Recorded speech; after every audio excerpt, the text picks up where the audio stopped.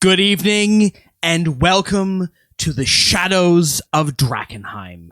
My name is Monty Martin, and this is the Dungeon Dudes weekly Dungeons & Dragons 5th edition live stream campaign, Season 2. Once again, I am running the game as Dungeon Master. And I'm Kelly McLaughlin, playing the game as a player. And we're joined today by our good friends... Jill Donitis, also playing in the game.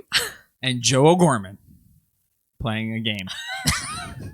We are so excited to be back once again for our brand new campaign. If you are just tuning in for the very first time, Callie and I post new videos every Thursday on our YouTube channel where we cover everything Dungeons & Dragons, including advice for players and guides for Dungeon Masters. You can check it all out at youtube.com/dungeondudes. You can also join us on Tuesday nights when we record the campaign live on Twitch. Check us out from 6 p.m. to 9 p.m. Eastern at twitch.tv/dungeon_dudes. You can also watch all the previous episodes of the show on YouTube. Don't forget that you can also check out our complete Season 1 campaign on YouTube. All 52 episodes are there. Ooh. So if you haven't taken the plunge yet, you can check that out as well. And starting now with Season 2, all of our shows are available on major podcast platforms, Apple Podcasts, Google Play, and Spotify, so check them out there. Season 1 is still going through its backlog, but Season 2 will be available starting from Episode 1 on all podcast formats as well. Of course, don't forget to take a look at the Teespring links below for all of your favorite Dungeon Dudes t-shirts. You can find the link below or at bit.ly/Dungeon Dudes merch. So we're very pleased to announce that this week's episode of Shadows of Drakkenheim has been sponsored by our amazing friends at Hero Forge, who have sent us some brand new miniatures to use at the table. And they are launching their Hero Forge 2.0 Kickstarter campaign. It just launched today for Hero Forge in full color. Mm-hmm. So now you can order your Hero Forge miniatures and get them 3D printed in color or professionally hand painted as well. It looks really, really slick, and they actually sent us one of their miniatures to sample. Got my hands on it. It's really cool. So check us out on Instagram, because I think we posted some photos on the Instagram of what Hero Forge sent us. They're one of their prototypes. It's looking really, really cool. So check them out on Kickstarter now, or of course, if you just want to get some awesome miniatures and paint them yourself, head on over to heroforge.com, and you can use the discount code DungeonDudes to save $5 off your first physical miniature in premium plastic. With that, it is time to see what lurks in the shadows of Drakkenheim. Drakkenheim is no more. For 15 years, we foolishly believed the madness and mayhem of that crumbling city was confined to the ruins. We were wrong. Insidious horrors have crept out of the shadow of Drakkenheim into a world unprepared for such nightmares. Tales of strange magic, swirling haze, and unspeakable terrors echo through the villages and towns surrounding that accursed place. Now, the Dusk Wardens, a new band of heroes, are tasked with driving out the seeping tendrils of the spreading darkness before it takes root.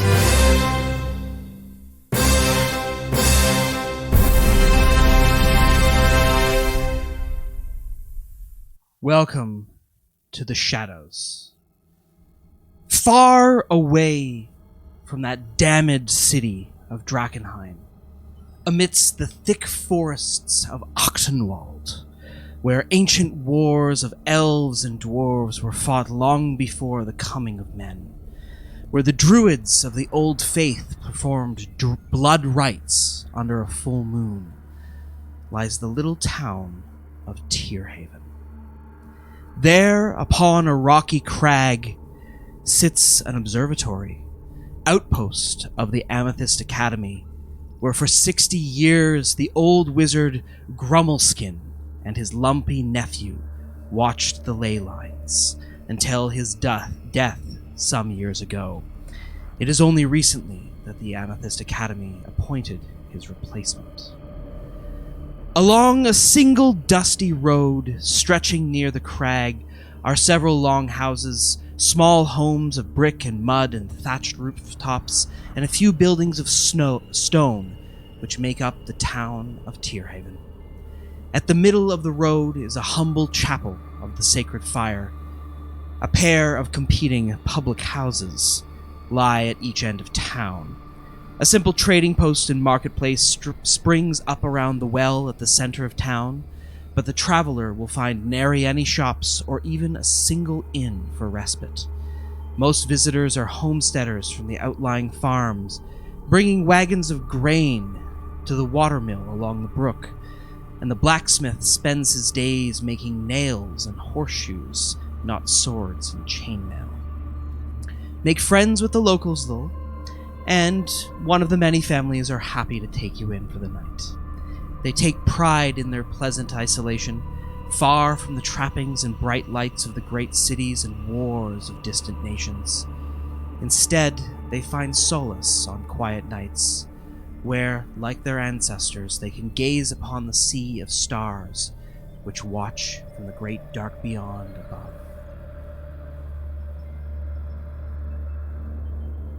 Traders and travelers and the lone forgotten soul pass through Tierhaven, but more leave this town than remain. Strange noises haunt the west woods on dark nights. The rains and mists are always thick, particularly of late. The roads are miserable with slick, dark mud.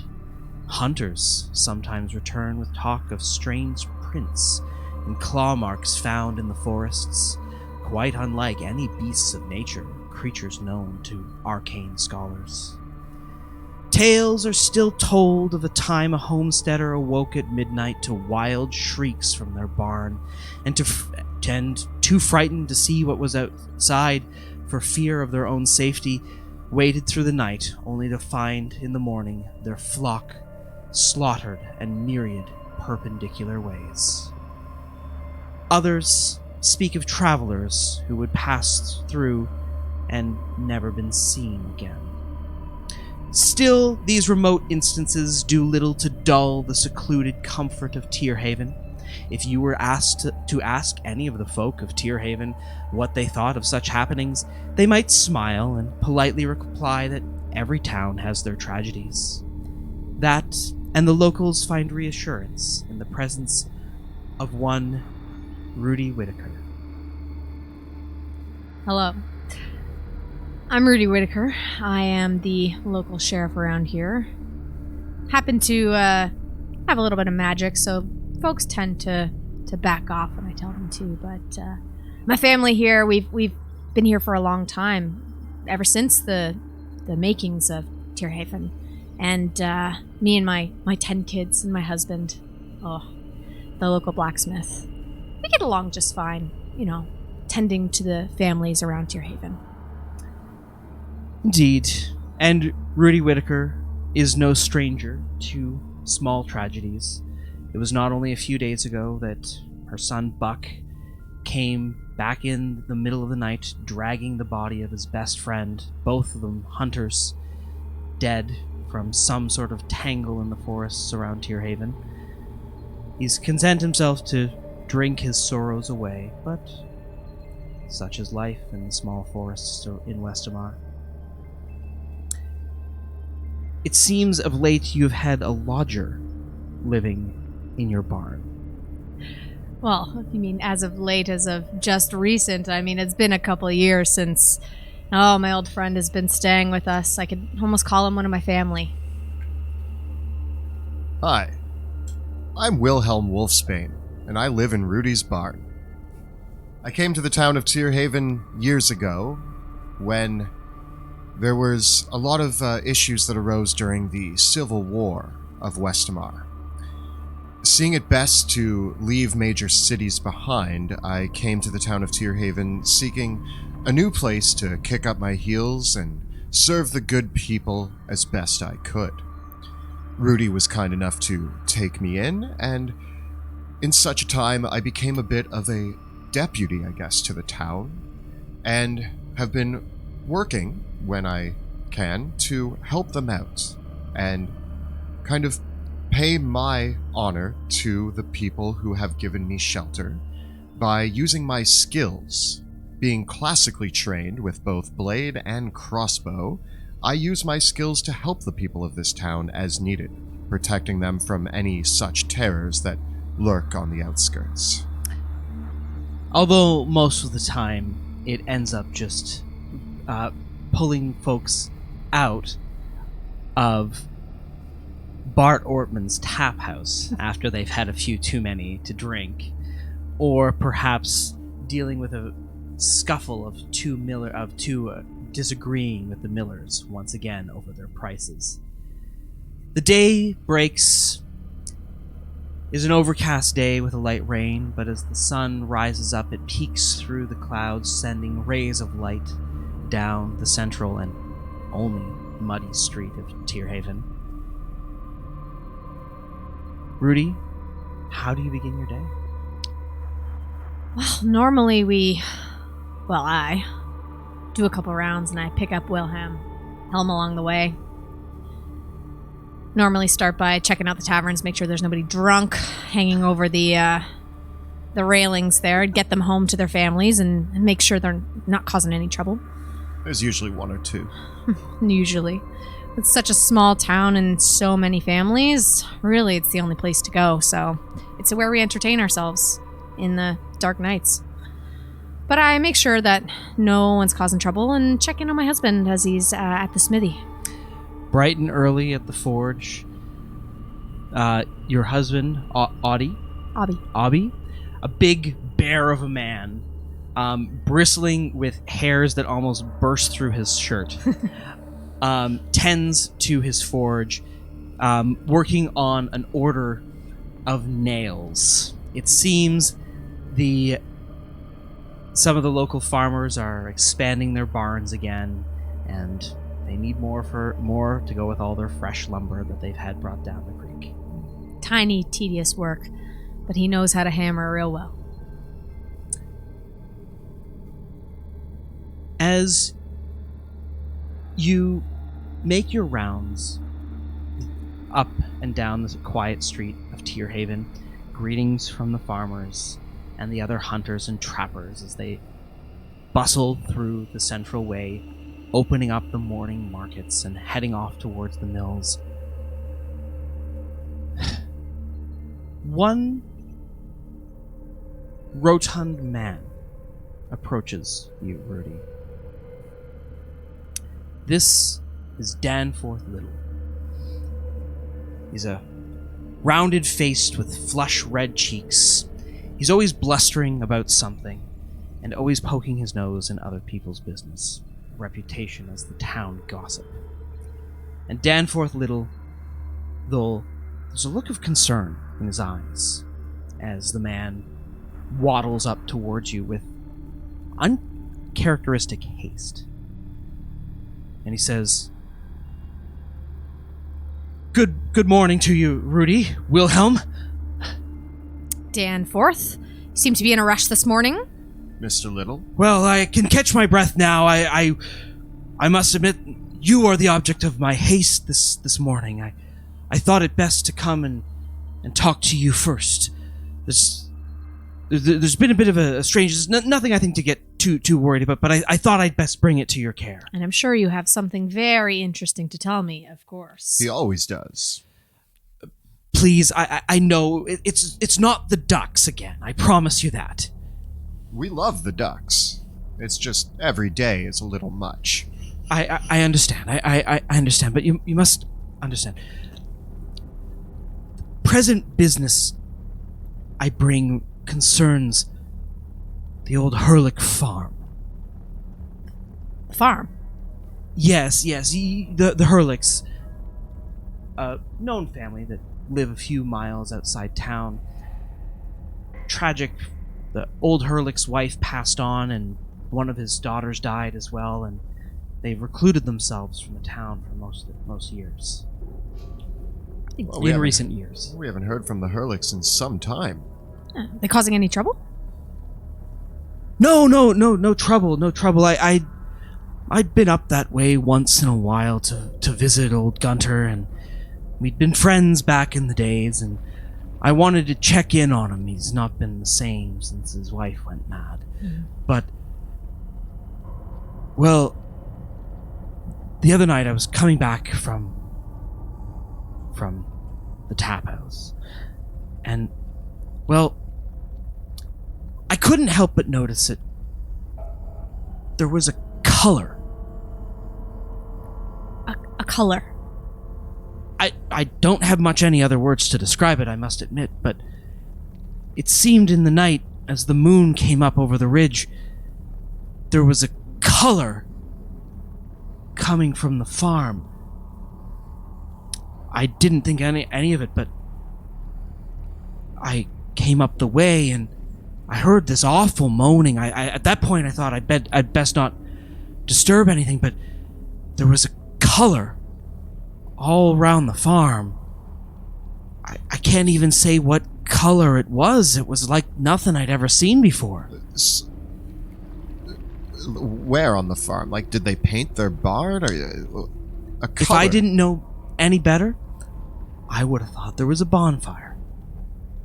Are you sure you weren't too far into a few cups of ale?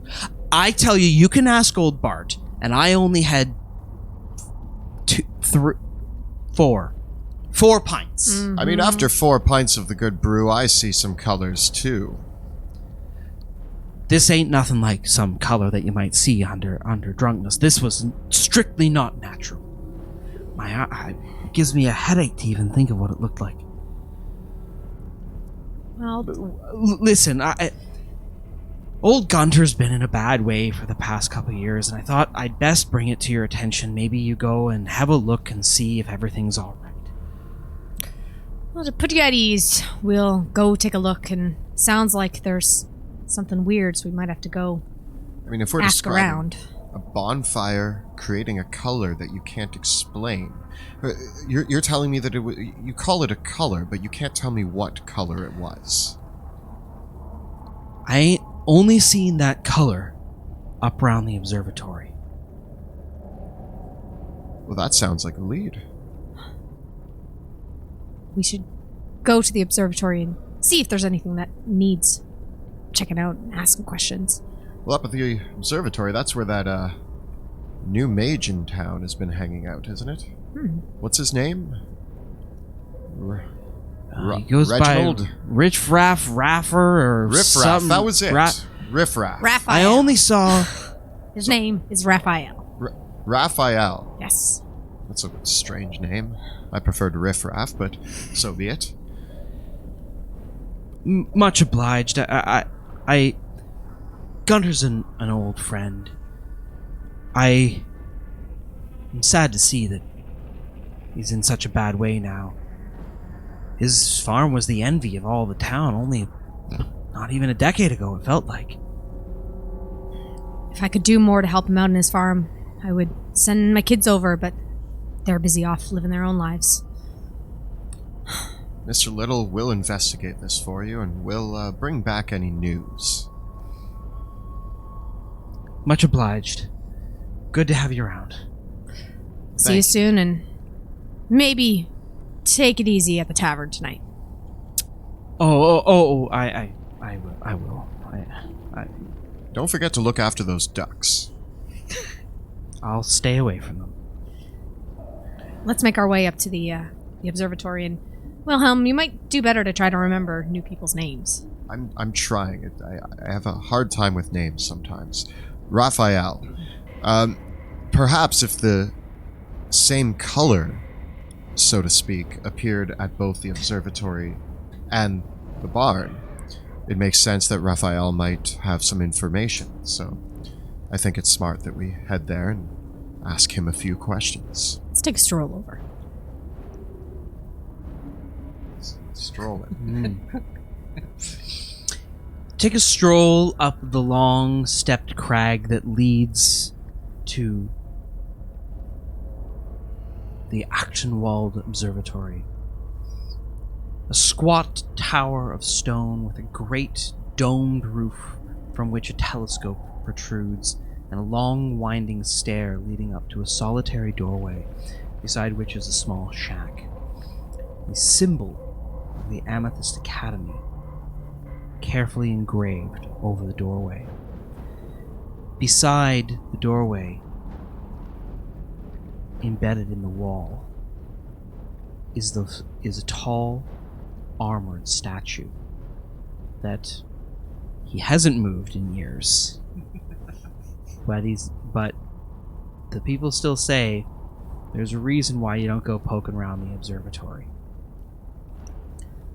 One day I hope to have a good arm wrestle with that iron thing. I've been told you don't go poking around the observatory. That's just to keep the kids away.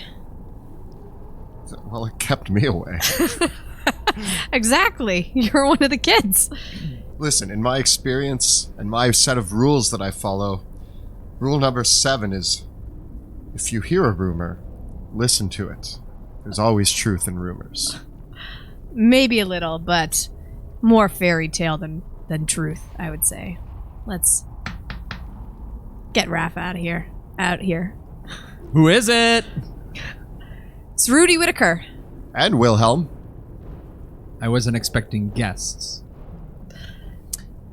Did you say through the door? I open up the peephole. Shink. No visitors. The best kind of guests are unexpected guests. We just have some questions for you, if you wouldn't mind. Oh, it's you two. Yeah, we said that. Come in. I hurry you through the door, opening it, and then I do the quick check outside. And then I close it behind you. And shall we describe the fellow that the two of you see before you? For a strange-looking one, he is indeed. In fact, we need to get a little bit of a description of what all three of your characters look like now that you're all in one room together. Raphael, or Wrath, for short, wears long, flowing robes fit for a mage of the academy. He has a quite obvious purple mohawk. Does he? Where? And by his side, he almost never walks away from his book. An old tome that looks like it's been handed down through generations, with almost like an old school book that you just has seen many years of abuse and use, filled with scribblings and markings from ancient, unknown things. Ooh. His robes are and he has like a cape, and he has a face mask, so he kind of hides his face from the real world. All you can see is his glowing eyes and his off skin. His skin is almost like a pale blue that seems to change with the light. Wilhelm is a blonde, slender but strongly built man who wears a long flowing green cloak, greenish gray, and some nice leather armor that he has worn for years. It has a few scuff marks and that, but he maintains it quite well. At his one side is a rapier that he has very clean and polished, and on the other hip is a crossbow. And he obviously also has an eye patch over his left eye. For now. And you can see the remnants of a scar that just peeks out the top and bottom of that eye patch. He has a very prominent blonde mustache that curls up at the ends. And he stands very tall and proper everywhere he goes. And yeah, that's Wilhelm in a nutshell. And Rudy? So Rudy is a shifter. So with her, you can look at her one way and she kind of looks human, but there are elements of her that look very bestial. Her eyes are an amber color that look a little bit more wolfish than human. She has this red cloak, always wears this red cloak that she carries around with her. It's kind of her calling card that you'll see whenever she is walking down the road. You can spot her a mile away from this bright red cloak she wears with a hood that comes up. She also has a little bit of graying hair. She's actually 53 years old. She's a bit older, and so her kids are even grown up. And she looks a little bit grizzled. She's been in some pretty tough places, so she's got a couple nicks and scars around her. She's not polished by any means. She's a bit gruff on the outside, but heart of gold. And she carries around these axes. She always just has axes, just wherever she can get them. She's always got something to, whether it's to help chop wood or to hunt, a beast in the forest. She's always ready with all of her axes. Rock on. And so, for all of us joining along, which are your race classes? So Rudy is a shifter eldritch knight. Wilhelm is a human swashbuckler rogue. And Wrath is a Aasimar warlock, Pact of the Tome. And we have started off our new campaign at 5th level as well. So these guys have been around the block. little bit more experienced out the gate. I've seen some things. Yeah, seen with some my things around. eye. Yes. So as the three of you confer in the dusty ground level of the old observatory, a chamber filled with books and arcane apparatuses, and a large sofa upon which rests a rather large cat of what kind of appearance? What does the cat look like? Cat is I think it's calico, like a black with bits of like almost like a goldish brown coloring. And he seems to be watching the two of you as you have entered the room. Is that your cat? This is Bruce. Your cat's name is Bruce. This is Bruce.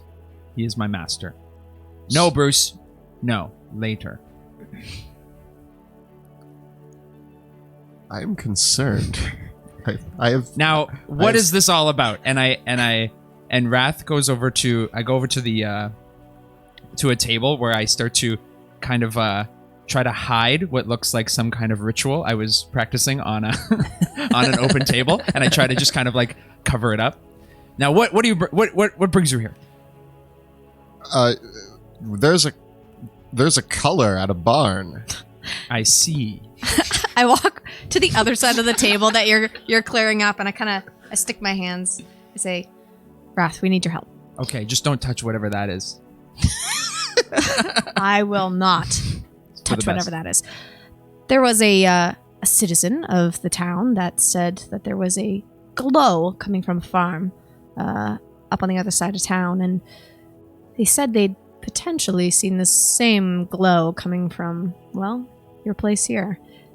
And we were wondering if you'd maybe come with us to take a look and see, so we can ease some of the fears of some of the farmers around here. No, Bruce, they're not accusing us. That wasn't my glow. I did not create the glow. We're not accusing you, sir. Yes, Sir I know. Raphael. What would you know about a color that is unexplainable? Would know much. I know much. For as a mage of the Amethyst Academy, often the untrained and the uninitiated are not familiar with the color of magic, octarine. I want to speak with this man, this townsfolk who saw the color. Can you take me to him? Oh, I'm sure Danforth is running around the town already. It's probably by the ducks. Probably. Ah, yes. Such simple folk. It is nice to be away from the humdrum of it all, but I do miss it. Oh, just wait a few years and you'll be, right as rain here in Tierhaven. We'll make sure you fit in as much as you can with your hair. And, Yes, is that a city style? Bruce likes it. Mm. It is the way. Again, I'm concerned. This cat. He talks to it. I mean, that's not unnormal. And you just see from my hood pop out the tiniest owl you've ever seen. I talk to Houdini all the time. You've seen me talk to him. It's not abnormal to talk to animals. You don't refer to him as your master. That's concerning. Anyway, yes, let's head into town, Sir Raphael. I did observe some strange goings on, and this is why I need to speak with him. We must go at once. As you wish. Then we shall go at once, I guess. Come, Bruce. Bruce lazily flops off the couch, stretches and yawns, eyes you up and down, makes direct eye contact with Rudy and eye contact with Wilhelm, and proceeds out the door first. I guess we follow the cat? His name is Bruce. I guess we follow the Bruce? Yes. Bruce knows the way. Wilhelm, after you. No, after you. Get out the door. Okay. I push him a little bit. Heading back down the path towards town. It does not take long for you to find Mr. Little. For as the day shifts into the afternoon, he has already decided to have a beer for lunch. Of course. In the wide tap room of the Dewdrop Tavern, which is pretty much just a house with 2 large tables and a big warm hearth, and a makeshift bar where Bart serves up the beer that he brews in his backyard. Very hygienic. It very, very much so. He says he uses only the crispest water from the morning dew, hence the name, the Dewdrop Brew, and pours it out from his taps, mixing it up with the hops and barley that are grown in the rugged farms around town. Most people pay for their beer by bringing the ingredients to Bart. There's not a lot of coin to scrape together in town. Little. Call over to him. Yes, Miss Rudy. Mrs. Rudy. Mrs. Whitaker. I'm sorry. I was only having one. I promise you that. There's nothing wrong with having a little brew with your midday meal, but we have some questions for you. Oh, I'm sorry you gave me an awful fright there, sir. I know I've seen you around town, but still, begging your pardon, it's the hair. What about it? Well, I ain't just never seen hair grow like that before. Never seen hair before? He touches the bald spot on his head. Yes, Bruce. I know. Is this the witness? Yes, this is Mr. Little. He's the one who observed the color. Tell me, what did you see? Well, sir, I was coming up late last night, and the moon, I could see over the moon, the crest of it, as it hit upon the fields up over by, over by the Hurlick's farm. There was this color coming from the farm.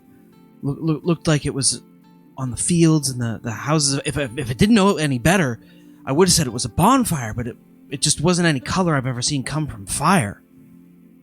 Interesting. Is this the first time you've seen this? Well, yes. I came first thing in the morning. I had awful nightmares all night, and I came as soon as I was right to come and see Mrs. Whitaker and let her know what was going on. I tried to go and see old Gunter Herlick. He was an old friend of mine, but he's been a bit of a recluse the past couple of years on account of what happened to his, well, the misfortune that befell the farm. What happened? I might not have been familiar with this. Oh, well, I beg pardon. I thought almost everybody knew. It was a few years ago, maybe, I don't know, about 15 years ago, the Herlicks were really making it work. They had the best harvest, best crops. It was really, really going well for them. Their hogs were so fat, and the meat off their cows. Oh, it was good. It was good. It was going really well for them for quite a few years.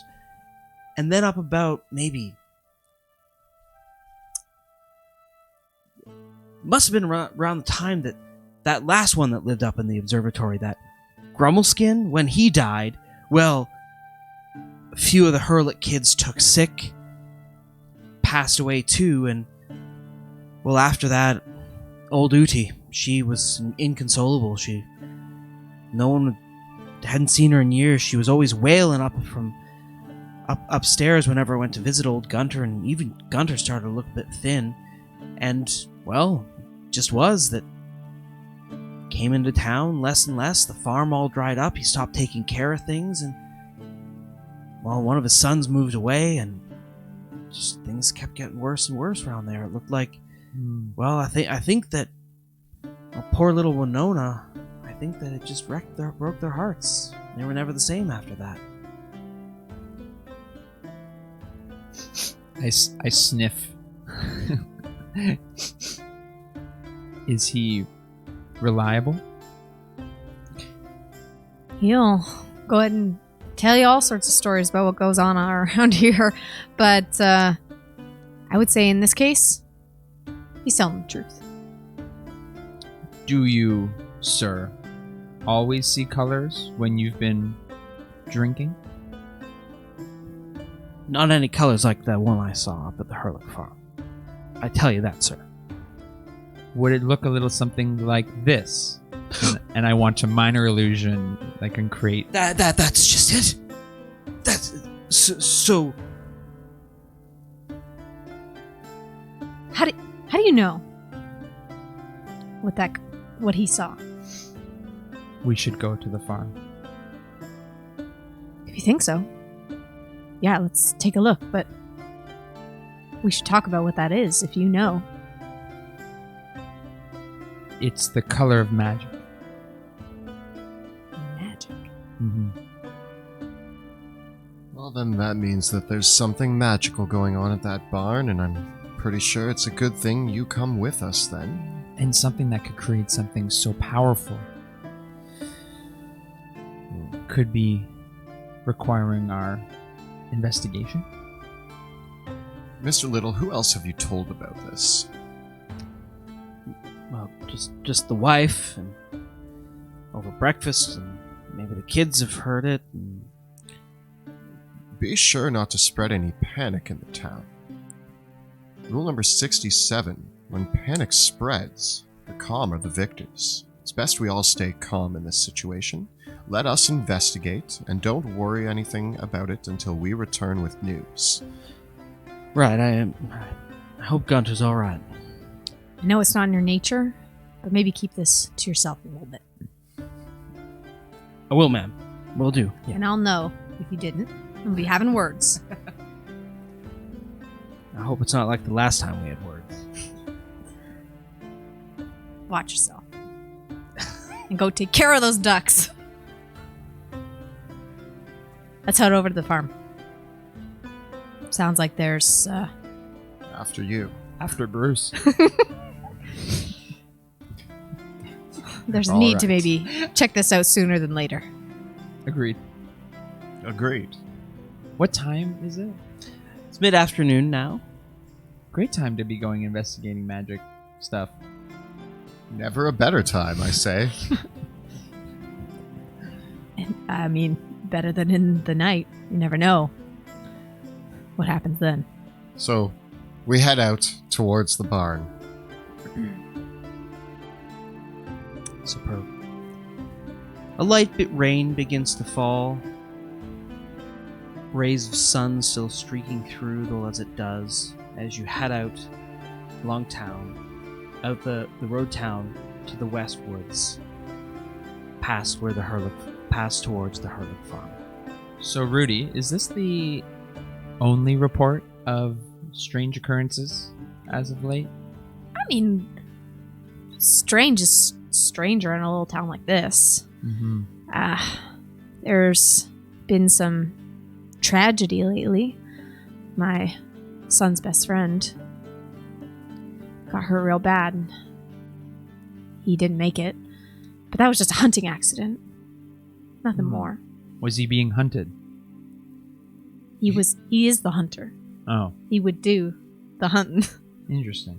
It seemed pretty commonplace, other than the fact that he was killed. Usually it's the prey that dies. Usually. Yes. Part of being a hunter is that the prey can also sometimes attack you. I feel this would be something that a big city folk like yourself would know. He probably didn't follow the rules, the hunter's code, which is why. Oh, hunter's code. Rule number 1, always have a plan of attack. He clearly didn't, otherwise he'd still be alive. Rule number 2, always know your way out. It seems He didn't make it out. for a trained hunter to fall to his prey is quite strange, wouldn't you say? Well, I would. yeah, I would say that. Mm-hmm. But nothing huge out of the ordinary. Accidents happen. Every town has its stories. Yeah, accidents happen. I didn't think much of it. Yeah. You're making me question the... Strange glows, people dying in the forest. You're just putting things together and wildly. Yes, Bruce, we must be on high alert. Trudge along the muddy road. You take a veer off the main trail towards one of the back roads that leads some miles towards where the Hurlick farmstead is. It's a journey of about an hour or so, and as you approach, you head up along. There's a section of dilapidated wooden fences marking the edge of the Hurlick farm territory. The fields have been fallow for years. The Hurlicks have not tilled the ground along here, and the whole area is just unkempt. There are a few scrubby weeds with gray-green leaves growing along the sides of the road, but even the trees in the fields are dead, aside from some pines further off in the distance that are half naked. There's barely any grass as well, all along, leading up to the farms. Patches of mud, and the grass that is there is just this grubby crabgrass, more gray than green. This looks far worse than the last time we were up here. Yes, this is quite barren. 1 second. Just let me observe for a second. Rule number 25. Listen, observe, and you'll learn. I take a moment and I try to take in the surroundings. Do I notice any movement towards the barn? Any signs of life or anything that seems incredibly abnormal? There are two large buildings that make up the farmstead. One is a very large and well-built farmhouse itself. Owing to the prosperity of the Hurlicks many years ago, they rebuilt their farm, and it is a large, almost with two floors and an attic. Enough that at their peak there were 4 children and the parents and grandparents, so they did quite well for themselves. And then they're just off it is a large barn with 2 big doors leading into it, where the Hurlicks keep their animals, and the fields. And in the midst of one of the fields, there is a small old shed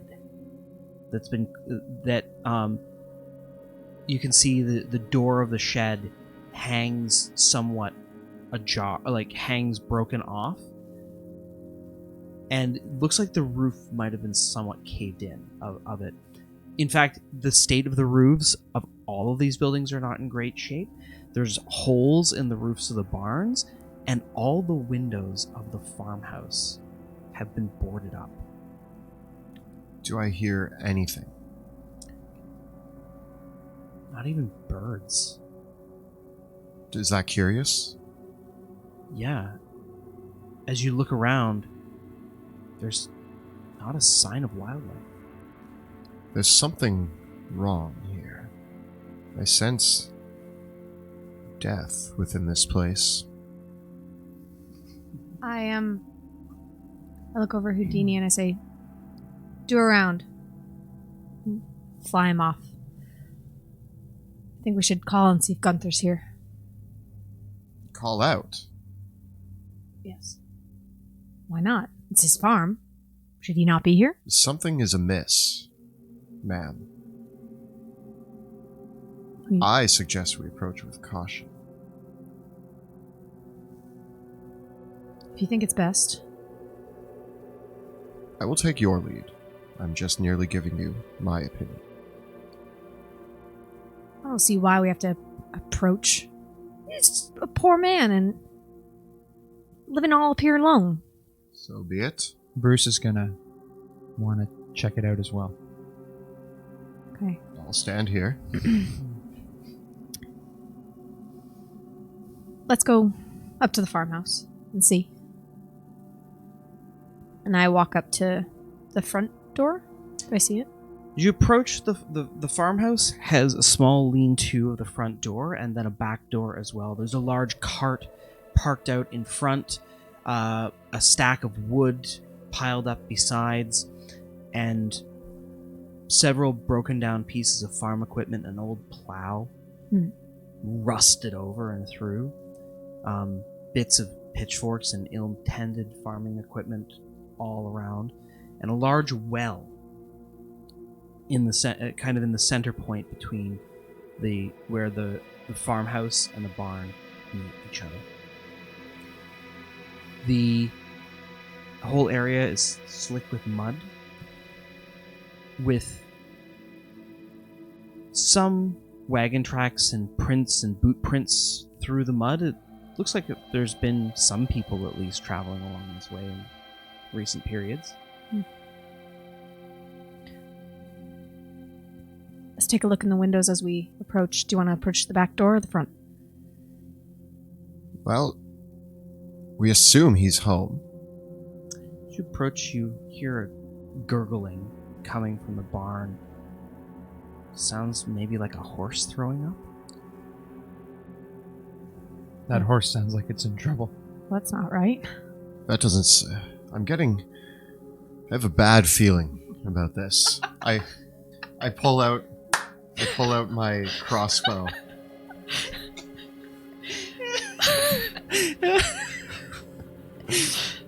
I hear you, Wilhelm. Just it's strangely familiar. Like I've heard that before. I'm having deja vu. Yes, Bruce, I heard it too. Let's go investigate. Are we investigating the barn now? Well, those strange noises. Are there any windows or ways that I could peer into the barn? There are 3 doorways leading into the barn. There's 2 sets of double doors on either side of the barn along the long edges, and there's a singular man-sized door around the front side near the farmhouse. It looks to be like there might be some windows that could be open, and there are some holes in the roof as well. You go in however you want. I'm going to check the window. I'm going to try to creep to the nearest window. Okay. And peer inside. Okay. You creep up to the window. It sounds like you're trying to move sneakily. Yes. Please give me a stealth check. First time rolling this dice. Woo! That's going to be a 24. Whew. There's the rogue stealth coming. There it is. Okay, let's get used to this. As you creep up towards the window, it is closed. And you carefully slide it open a crack, and a dim beam of light shines into the barn. And as you follow the beam of light, you look up and you see the splayed out leg of a horse. And as you follow the beam of light up a little bit more, you hear this, because you don't have dark vision. No. Okay. I am but a man. The barn is very a little bit of light illuminates the barn from the holes in the ceiling and the crack in the window that you've just opened up. There's no lamps lit inside otherwise. And as you follow up looking through, you can hear what sounds like this gnashing noise and a chewing and the crunching of bones. And you look into an area of shadows, and a massive yellow eye looks back towards the opening. And you hear this retching noise. Does it make eye contact with me?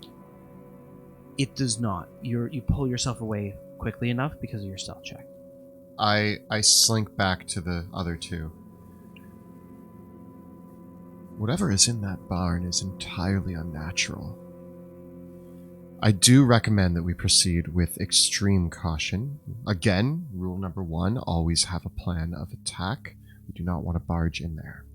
Are you saying is it Gunther in there? I think some form of a beast has infiltrated his barn. I can't say what it is. It was dark in there, but there's something unusual happening in there. I don't think that is a horse throwing up. I think the horses might already be dead. Sounds like the thing is throwing up the horse. Horse meat never did sit quite right. But I'm wondering, do we need to find and help out Gunther? Should we look after our own here. Should we check the house? There might be more than one beast here, and if one of them got into the house, Gunther could be in trouble. Yes. And I call back Houdini, and I say, did you see anything?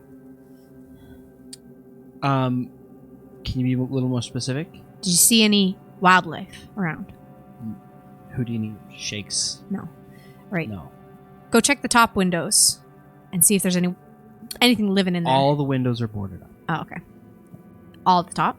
Yeah. Okay. Stay in my hood for now. Any cracks in the boards?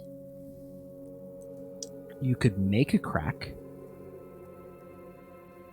That makes noise. What do you think, Wrath? Let's go Wrath. through the front door.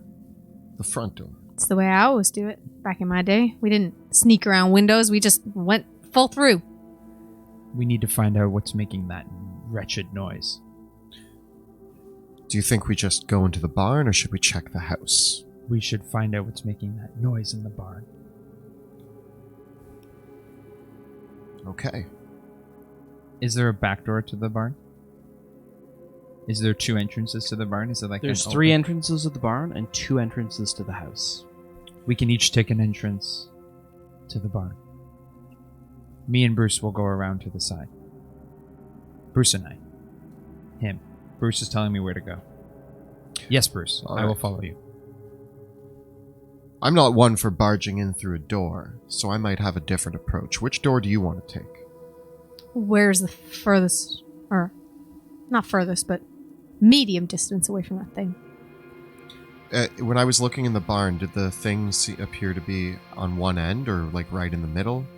You were looking through the window that's beside the far end there, and so you saw it in about the middle. It's about in the middle. Okay. Raph, do you want to go in one door together or separate? Let's go in the same door. Okay. Let's take the one on the south side. Okay. From the when I looked in the barn, were the holes in the roof big enough for me to fit through? If you smash them bigger. I'll just come to the door with you. All right. How about this? We'll You open might up be able to get a shot through the holes. But, and given the number of holes up there, the stability of the roof could be in question. That's also in question, and I don't want to take those chances. Let's go figure out what's causing all this racket. Well, you two go in that door. I'm going to try to sneak in this front door here.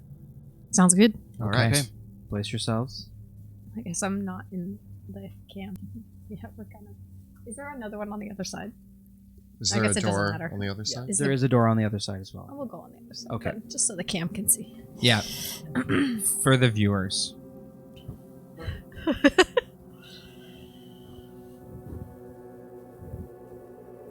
Got it. Okay. Shall we refocus that camera a little bit for everybody? Yeah. Somebody's sick in there. Something. Something. Or they're in trouble. I just want to make sure Raise Gunther's it not up caught again. up in all this. Yeah. That way. Okay. You can kind of see. Okay.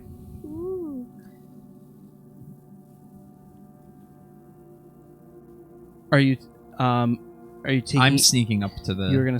Yeah? sneak. I'm sneaking. Okay. I will walk up behind you. I'm be honest, I'm not great at sneaking. Okay. I don't You know. can all what give that's me like. a stealth check then, please. Actually, I'm not terrible at sneaking. 21. Ooh. 20. 14. Okay. I am not the most unsneaky. All right. The three of you have the element of surprise. Ooh.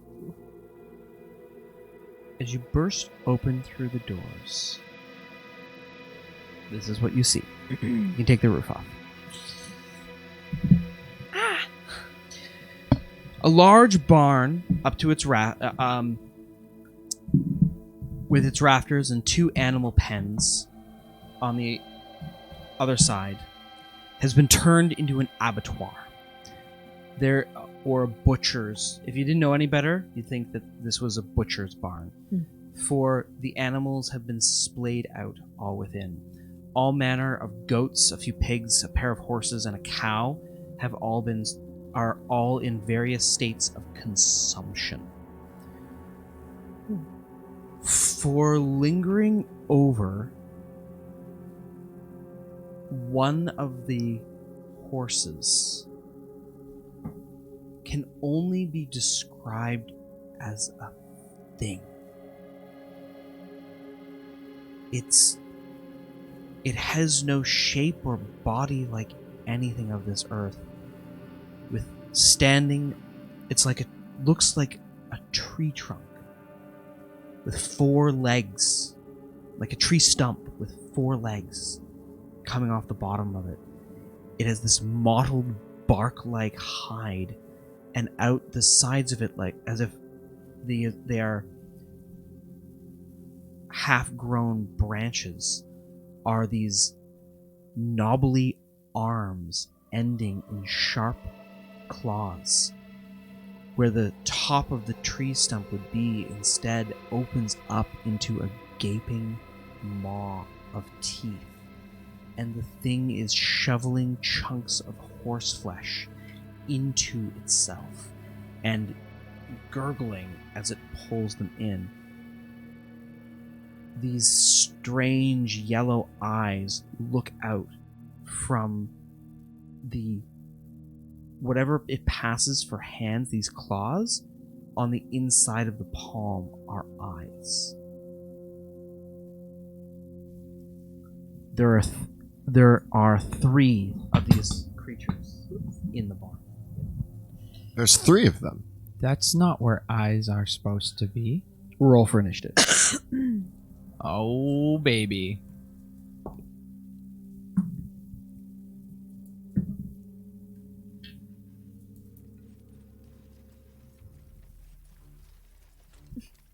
This is it. This First is- combat. Oh, boy. Rudy, 16. Wilhelm, 15. First guy. Raph. 7. Oh. Okay, I have no depth perception. Yeah, he's wearing an eye patch. Give him a break. Rudy, you kick open the door and see these horrendous creatures clawing at the horse. I say, what in the sacred spirit is that? Ugh. And I go at them with my battle axes. Okay, bursting through the doors, you rush into the room. And actually, can Houdini go first on my turn? Yes. Okay, Houdini's gonna fly in, and I say, "Get him, Houdini!" And he kind of flits around one of the ones right in front of me. Grab Houdini, and he's gonna help me with this by distracting this deranged creature. And I'm gonna take my battle axe, both in 2 hands, and go at them. So the first one, 15. 15 is a hit. Yeah. This knobbly creature, your battle axe comes down upon its top, and as it does so, an eyeball opens up on its stump, and your axe collides with the eyeball, making it pop with a loud hiss. That gets a 12 damage. It glabbers and grobs in some profane utterance at the blow. Take my second axe down. Oh, that's a critical miss. Aw. Wah, wah. Roll on the critical hit miss table. Nothing happens. And I get my third attack with a 22. That is a hit. 10 damage. Nice. Blood oozes from this creature, this thick black bile. Wilhelm, it is your turn. Wilhelm slinks through the door, sees the 2 beasts in front of him, and charges up, pulling out his rapier and leaping into the air and stabbing it down into the beast. Let's see how we do. 25. I think that The hits. the horrid, the creature is clumsy, and your rapier strikes true. I'm gonna use a sneak attack on that. Is that because of the swashbuckler feature? That means that you get the... Yes, as Yeah. long as there's no other creature within 5 feet of me, and I don't have disadvantage on the strike, Nice. I get to use sneak attack.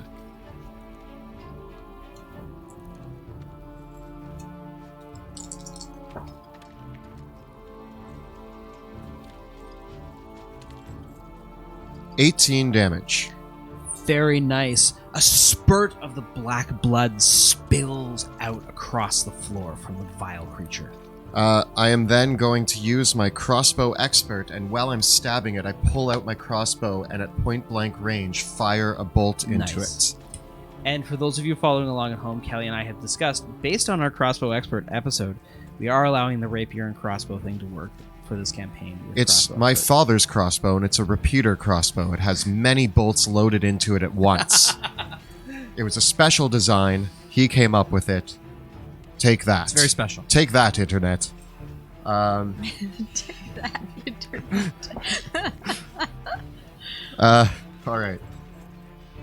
14. The bolt strikes true. Doing an additional 7 damage. Nice. And then I slink away. And because of my fancy footwork, I kind of just leap out of view from it. And my All right. fancy footwork allows me to not have to make a disengage action. Okay. These awful beasts spring into action. Ignoring the now decaying of the horse, they lunge towards their fresh prey. One meandering towards Wilhelm to follow you, the other bursting out of the animal pen towards Rudy. So Rudy, you are attacked twice. But I get pretty low. That is going to be a natural 1 and an 8. Nope. But against Wilhelm, I get a 16 to hit. Ouch. I've been bitten.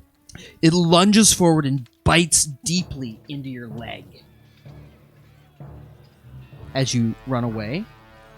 And you are going to take 13 piercing damage. I'm going to use Uncanny Dodge to take half of that. Okay. So as he bites my leg, I get it out just in the nick of time. He still takes a little chunk, but not as much as he could have. Okay. Wrath. Seeing these creatures of what I can only assume are some other world, Bruce pounces into action, kind of floating and running through the battlefield to the one beside Rudy, and then wisping around it using the help action, kind of like almost like a shadow, and then I shoot a bolt of green energy at this thing, getting a 20 to hit. That is a hit. For 15 damage. The bolt of green energy pierces through it, and with a gurgling and a hiss, it slumps over and moves no more. And I step around the corner because I'm a little bit outside. I start to walk in confidently and let off another blast at the second creature, getting a 24 to hit. That is a hit. For 7 damage. The creature, struck by the blast, stumbles for a moment and regains its footing. That is my turn. Yes, Bruce, you have done well. Good. At the kitty. top of the round, there's a rustling in the rafters, a shadowy, leathery wing, and something covered in what looks like bone spurs and alligator scales scuttles through the rafters on these leathery wings. And as it does so, suddenly a spine fires out from the rafters towards Wilhelm, Oh no. getting a 18 and a 12 to hit. One of them hits. I should have saved that reaction. The spine fires and strikes you in the shoulder, and you take 5 points of piercing damage, but as it does so, the spine melts, and you take another 4 points of acid damage. 2 more spines come from the rafters towards Wrath, Hello. getting a 20 and a 10 to hit. 20 for sure hits. That will be also 5 points of piercing damage and 5 points of acid damage. The acid. The scuttling in the rafters above I'm not a fan. reveals the gaunt shapes of these gaunt and misshapen forms of what appears to be almost something that is a cross between an alligator and a porcupine and a bat. Have I ever seen anything like this before? No. Okay. It's my turn. It is I'm still. I was like, guys, up in the rafters, watch out. I'm gonna take down this guy. I move towards the other spindly, stumpy guy. And I just take both axes and I start wailing as Houdini flaps in his face. Sorry, I'm knocking everything over. All right.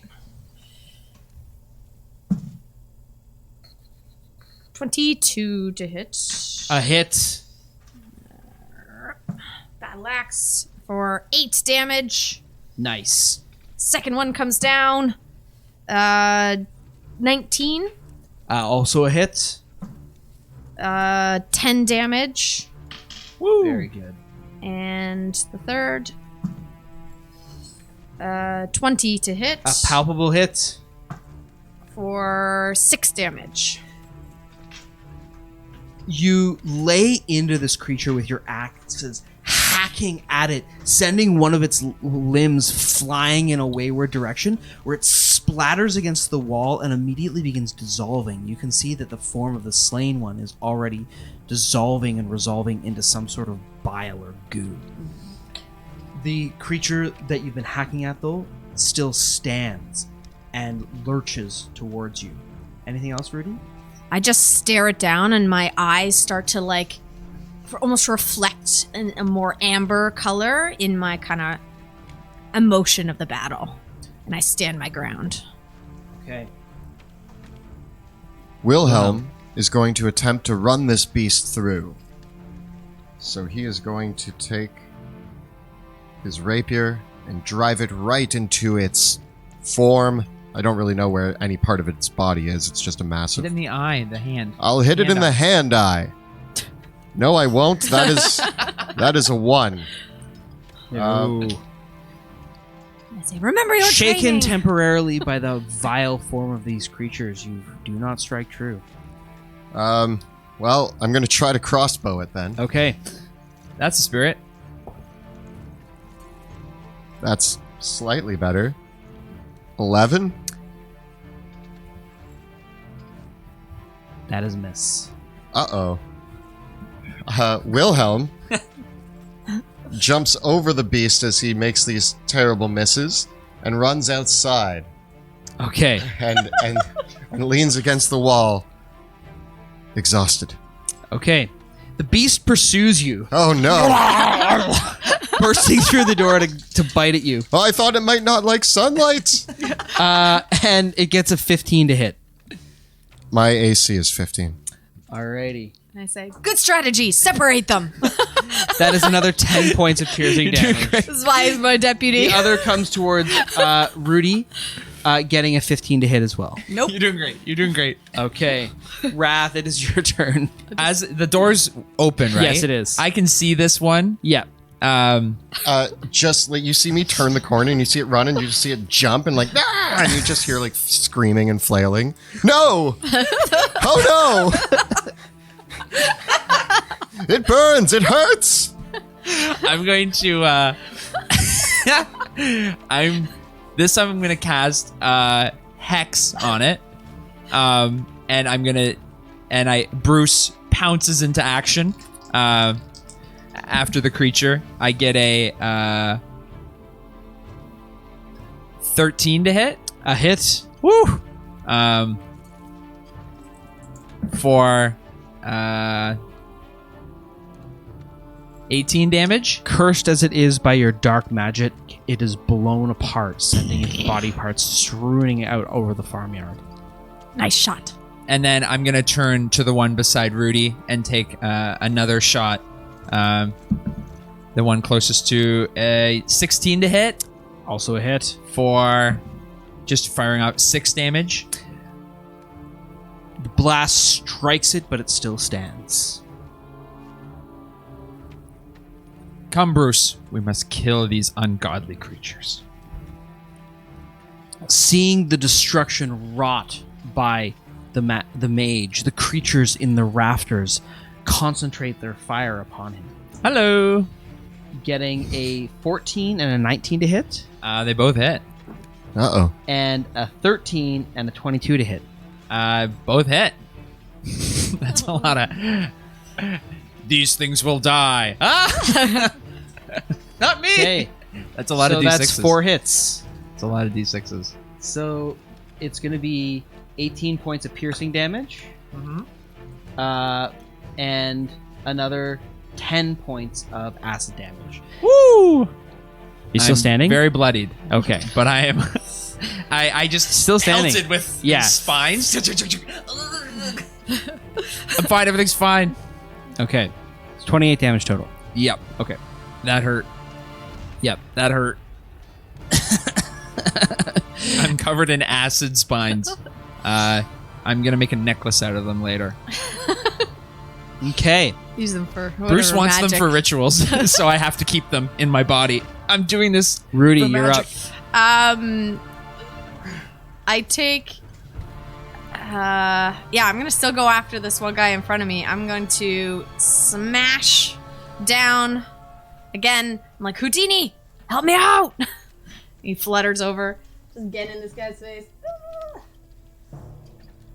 and make 3 attacks. So, 12. A 12 is just a miss. Just grazing it. 21. A hit.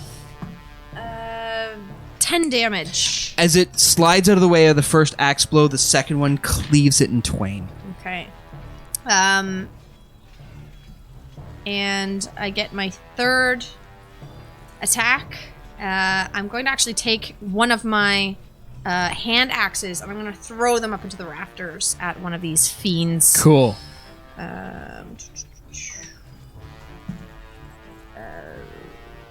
18 to hit. A hit.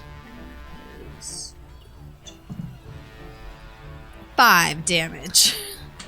Nice. Scraping some of the spines away on the creature. Wilhelm, you're up. All right. Is that one creature slain, the one that was attacking you? Yeah. All right. Slain. Stand me up. My balance isn't what it used to be. Oh. Oh. All right. I'm going to peer into the door with my crossbow, and I just fire 2 rounds at the same one that Rudy just threw an axe at. So my first crossbow gets a 17, A hit. doing 10 damage. Nice. Is it still standing? It is, and in fact, the crossbow bolt is lost amongst the spines and spikes and scales. I fire at it a second time. 13. That is a hit. Wonderful.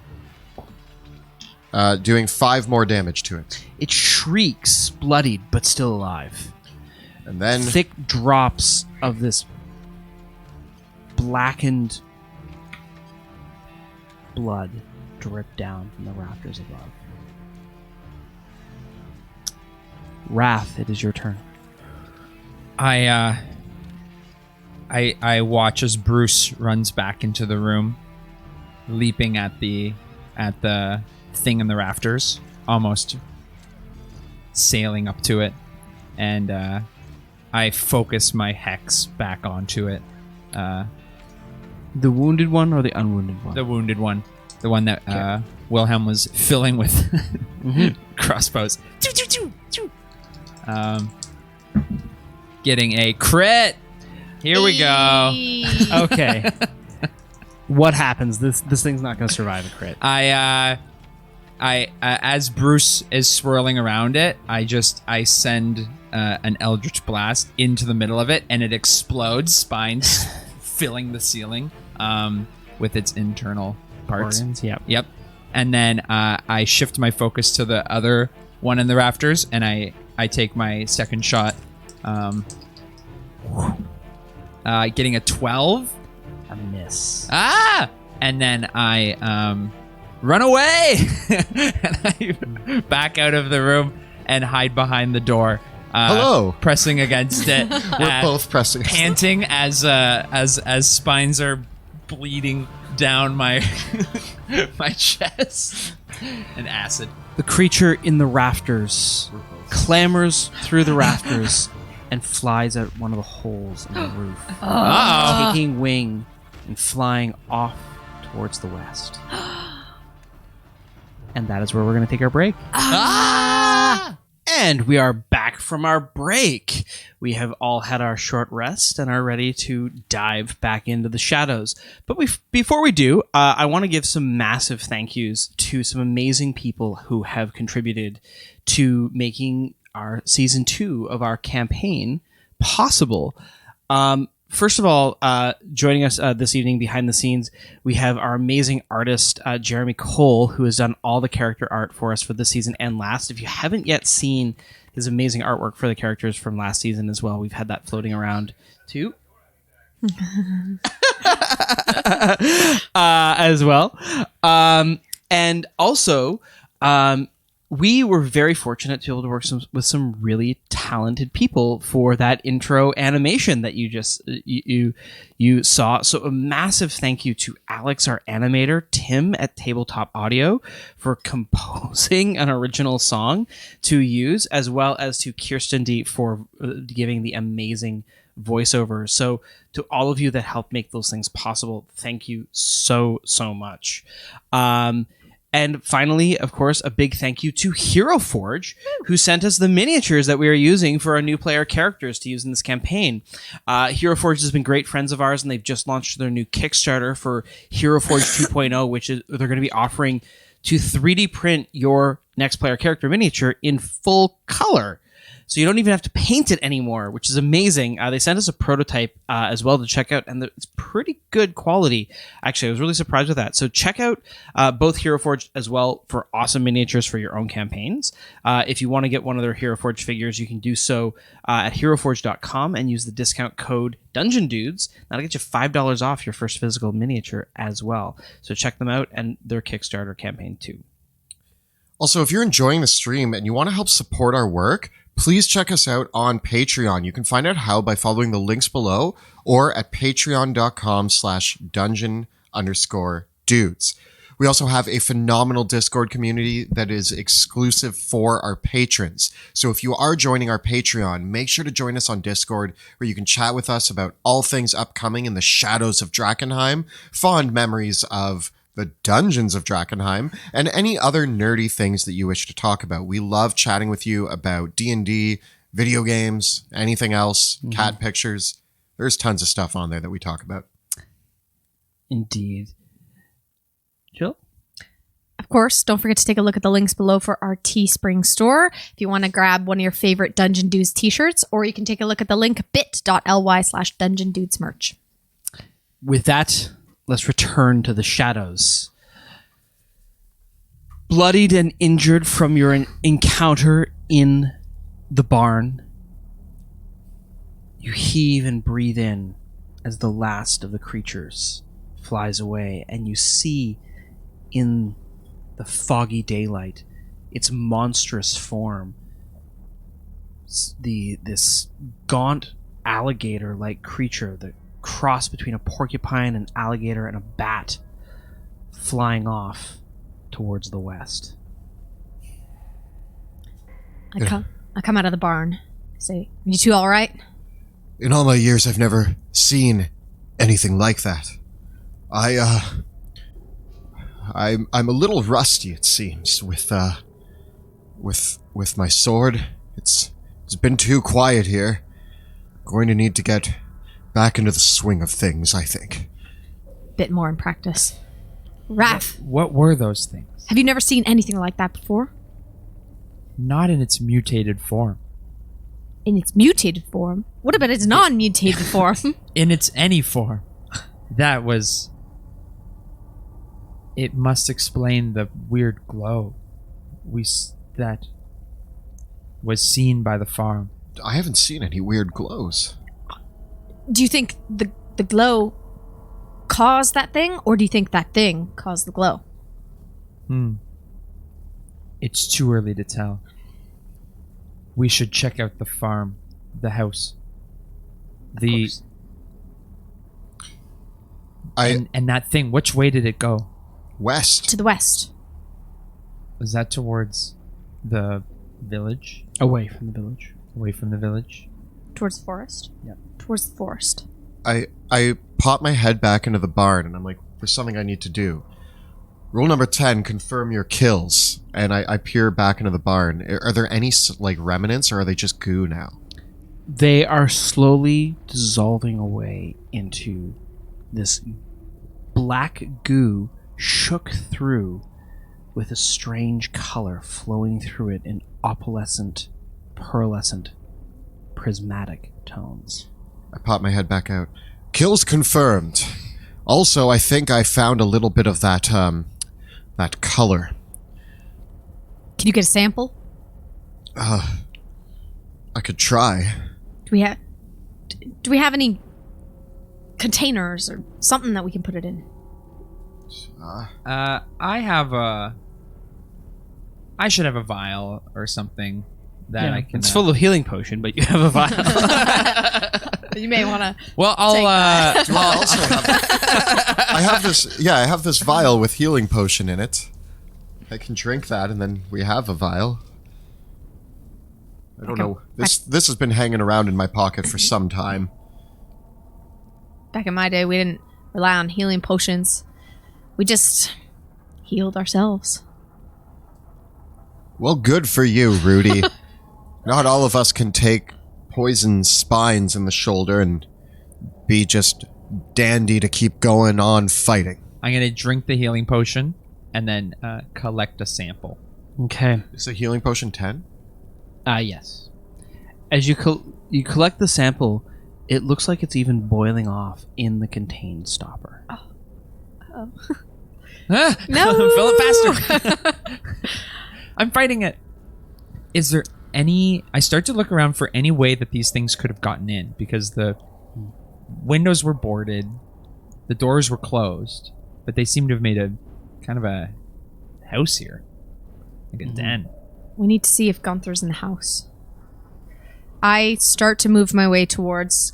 Still with my axes at the ready, but I bang on the door and I say, Gunther, are you in there? I hang back. There's no reply. I kick open the door. Or I try to. The door swings open with a crash. And you find yourself... You see the first level of the large farmhouse. It is a large open level with a single staircase leading upstairs. In this level, there is a large hearth, a great table, and there is all manner of clatter and clutter strewn about. Plates, disused equipment, old rotting food, barrels, boxes, and other things. And in the middle of the room, slumped over the table, is Gunter. No. I go up and I check his pulse. As you approach, he shoots up. The old man in his 60s is gaunt and thin, a pale reflection of what he was before, and his eyes are milk white over, and he reaches out and grabs your wrist, and he says, "Rudy, is that you?" It's me, Gunther. What happened here? He grabs your wrist really hard. I put my hand on him. I'm sorry. Oh, Uti, she's upstairs. I'm sorry to keep her that way, but it was that. Oh, it just burns all inside me. Oh, it just burns all inside me. What's burning? What are you talking about? Oh, my insides just burn. It's like Oh, them plants that we had, nothing growed here anymore. I wouldn't grow anything anymore here, but it doesn't matter. I'd stopped it, but it don't matter. We'd eaten too much of it. The food. I mean the food. Food you grew on the farm or food that you found? Here, the farm. Oh, he clutches his stomach. Oh. I call in Raph! Get in here! I'm gonna go and what's is there a wound? Is there? They're like, looking him over. I'm gonna pull open his shirt and kind of check him out. As you pull open his shirt, you can see his distended stomach. And it looks like, as you pull open his shirt and wrestle him to the ground, he resists as you do this. He says, "No! Oh, that blasted stone! That stone! Never should have buried it!" And as you pull him open, you can see that underneath, on his stomach, underneath the skin, it looks like there is a skull trying to push itself out of his rib cage, and the fingers of bony hands pushing at his stomach.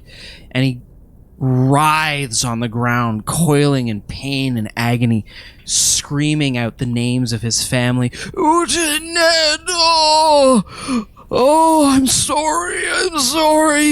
It just, they growed so fast. I come over and I'm like, unfortunately, I don't think we have much time. What stone? And as you grasp him, he screams out, and as he screams, his neck twists around and goes in a full circle, twisting backwards and around and snapping out as his wrists almost form back in, transforming him almost into this quadrupedal shape as he does so, as his arms and limbs flail out, and he cries out, "It came from up above! Oh!" And I say, "Move out the way!" And I take my axe and I go to chop off his head. Okay. You make an attack roll. Can I help? Yeah, As sure. I'm like holding, like we're grabbing his arms. 19. Roll damage. 8. You slice his head clean off, and it rolls along the ground, sending out spurts of blood gushing across, and then the head props itself up on the flowing blood, and spindly legs reach out and run up the wall, and the head continues to scream as it runs up the wall and says, "Oh, I'm sorry, my head's just no good anymore. I don't know long it's been. I thought it was just a color." Rudy, the surgery didn't work. The body continues to flail as the blood gushes from the stump. I want to see if I can speak telepathically to the creature that's trying to come outside of within his body. I'm going to say, "What are you?" But I'm going to try to speak telepathically to it. Okay. What have you done to your host? Says this gibbering laughter sounds back in your mind.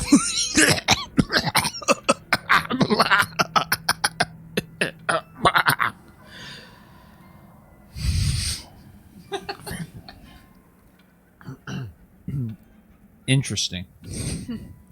And it and as it does so, the stump of the head, where the head was chopped off, teeth appear around it, and it begins to talk backward, echoing in unison the voice of Gunter's screaming head, which these spindly legs are just like a spider's legs of blood, are walking it along the ceiling as it continues to scream. I don't know what you are, but you let him go. Let him go now. Rudy, I don't think there's any letting him go. I think we need to put down Gunther immediately. As quickly as possible. He does not deserve to suffer like this. He continues to scream out as spurts of blood come out of the heads and in strange screaming shapes. Each of you can make a wisdom saving throw. That's not good. 5. 13. 20. 20. Rudy, you are shaken and frightened by this. And you recoil away at all this. And even this blood that splatters on you, it's like fingers as it pulls itself back. And it doesn't stain you, just the fingers rush down. Yes, Bruce, it needs to die. And I shoot an Eldritch Blast at the thing that's crawling, the head that's crawling on the ceiling. Okay. Can I hex it? Yeah. And can I have Bruce help me? Certainly you can. Because I want to just 15 to hit That hits the head. Yep. for 8 damage. The head bursts apart, shattering the skull and sending brain and eyeballs all across the room. back up to this. Teeth I'm like, fly across the place, and the teeth begin chittering on the ground, bouncing on the ground. One of the eyeballs, the tendril of the optic nerve, lurches the eyeball, and it starts to slither like a snake down into a hole in the room, and the bits of brain matter start slurping around the room itself. While he's doing that, can I run up and I see Rudy back away in terror, and I leap in front of her and start stabbing at the torso. Okay, roll to hit. Can I get... Is Rudy within 5 feet? The torso's prone, so you have advantage. Ah, good. Oh. Okay.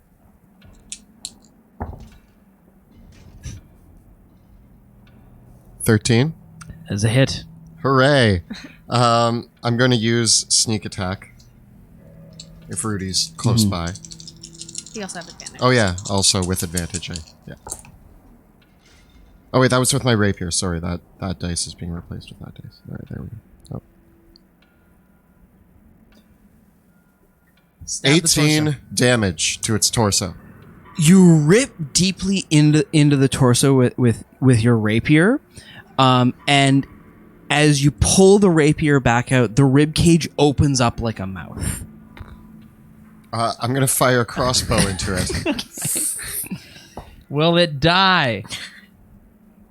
13. Also a hit. 10 more damage. The corpse falls dead on the ground. And out of the mouth comes this strange, translucent, jellyfish-like creature trailing long tendrils as it moves through the air. It regards back at you. Where it perceives from, none can tell. Rudy, what would you like to do? I want to burn it all. Burn it all. And as it's coming out, I firebolt it. Okay, roll the hit. I attempt to firebolt it. 21. That's a hit.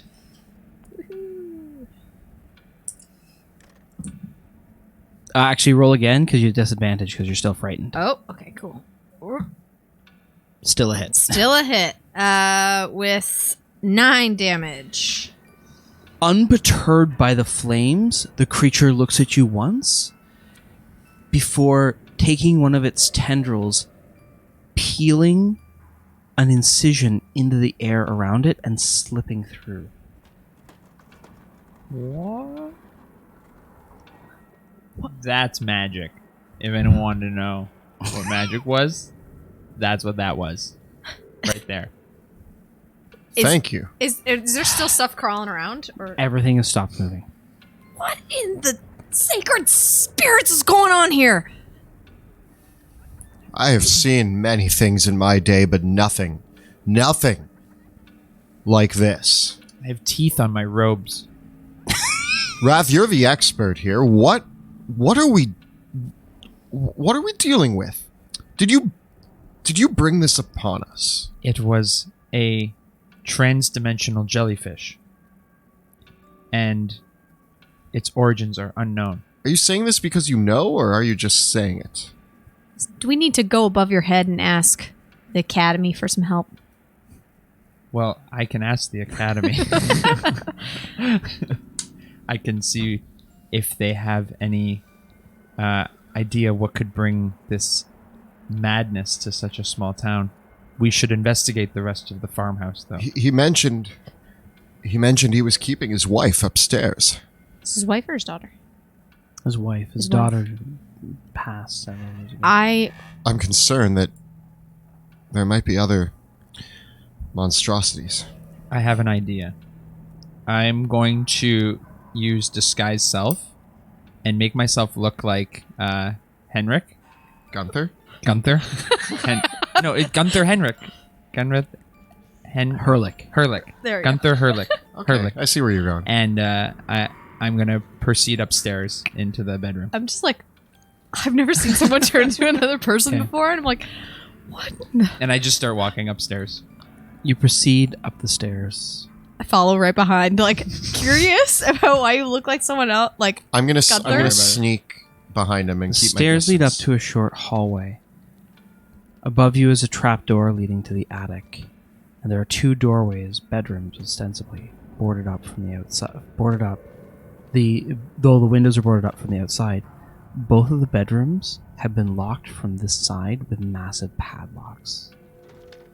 And in the hallway here, the room upstairs, when you come up to the stairs, a bed has been made up here by pulling some straw and mattresses.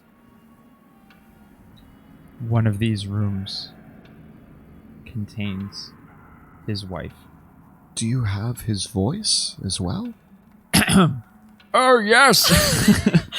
You have you can mimic voices With right? actor, yeah, I can. I heard him screaming with a demon in his chest, so I have a pretty good idea of what he's like. It's best if we have a plan. First, we need to locate the wife. Then we need to get in the room. Can you call her name using his voice? Honey? Honey? close. There's a gurgling noise coming from one of the rooms and a rattling on the door. The door rattles, the padlock rattles, there's a banging against it. Oh, And then honey, there's you this- sound as this- beautiful as the day I met you.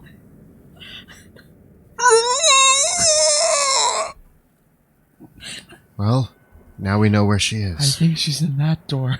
I say, we get ready, we open the door, we don't go into the room, we let it come out.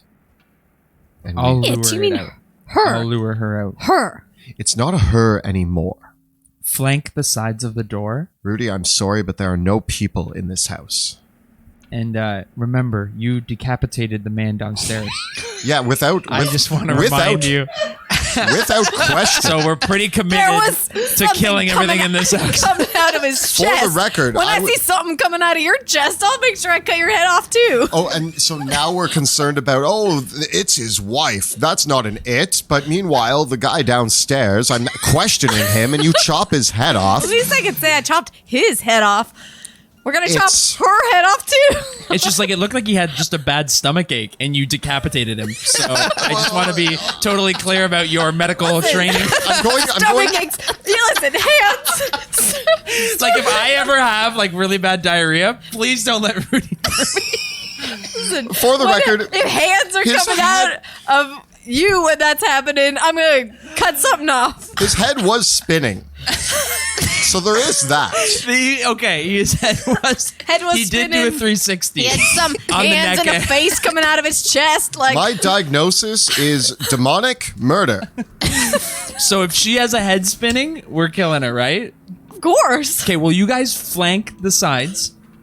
I will lure her into the hallway as her husband. Sounds good. Sounds.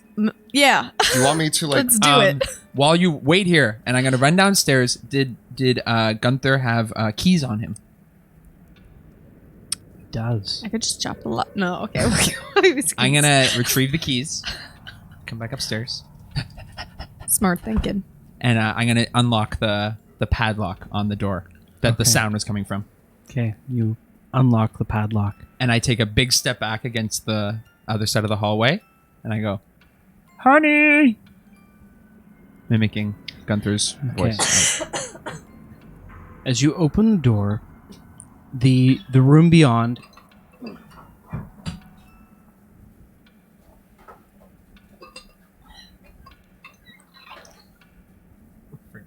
The roof.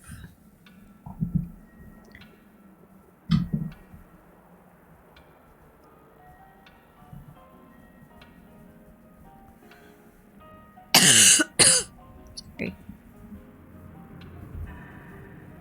I can't do that. I only have one nipple. Are you sure? It's working.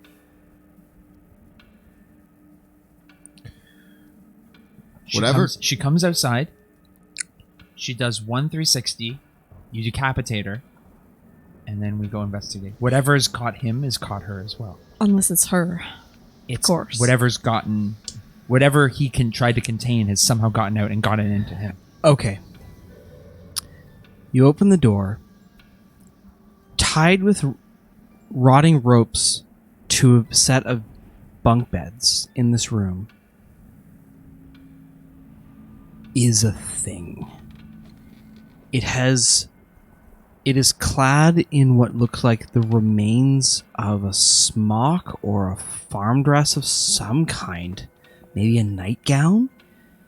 But its limbs are elongated, its arms almost reach from its shoulder all the way down to its ankles, and its hands end in long fingers, at least 8 inches long, that the tips of the fingers have been pulled away and simply end in sharpened bones. Its face is all twisted and wrong, and knobs of flesh burst off of its emaciated form. There's no hair on it, and its eyes are black beads, and its jaw has split open, forming 2 rows of teeth. It shrieks at you and lunges forward and is stopped by the rope at tying it to the post. And as you do so, you hear another thunking and another screeching. There might be 1, maybe 2 more creatures, for the wall that would have separated these 2 rooms has been knocked out. And these creatures have been boarded up and locked up here. Multiple. There's multiple. How many? One, he can't quite see from his vantage point, but it sounds... Make a perception check there, Wrath. 7. There's at least 1 creature. There's more than 1, maybe 2 or 3. Okay. Who are these I'm going to people? telepathically tell Wilhelm and Rudy whatever it is doesn't recognize its It former pulls at husband. the post, ripping and snapping the rope and rushing towards you. Roll Hello. for initiative. Oh. It hasn't seen Rudy or I, has it? It has not. Excellent.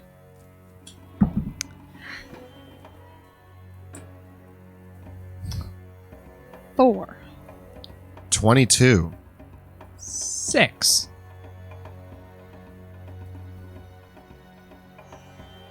Okay. Whatever it is. It's some kind of evil. We're all like, Wow, everyone rolled low except for Wilhelm. Yep. Yay, Wilhelm. Wilhelm, you are first to act. Get him, deputy. All right, so where are we? We are You guys are downstairs, basically, yeah. Oh, are we? We all went up. Okay, then you're on the level with the staircase. If you all came upstairs, Like they're flanking each side of the doorway, and I'm standing against the back of the wall. I open the door and I step back, and then I try to let whatever the thing is see me. And does the beast like come towards the door?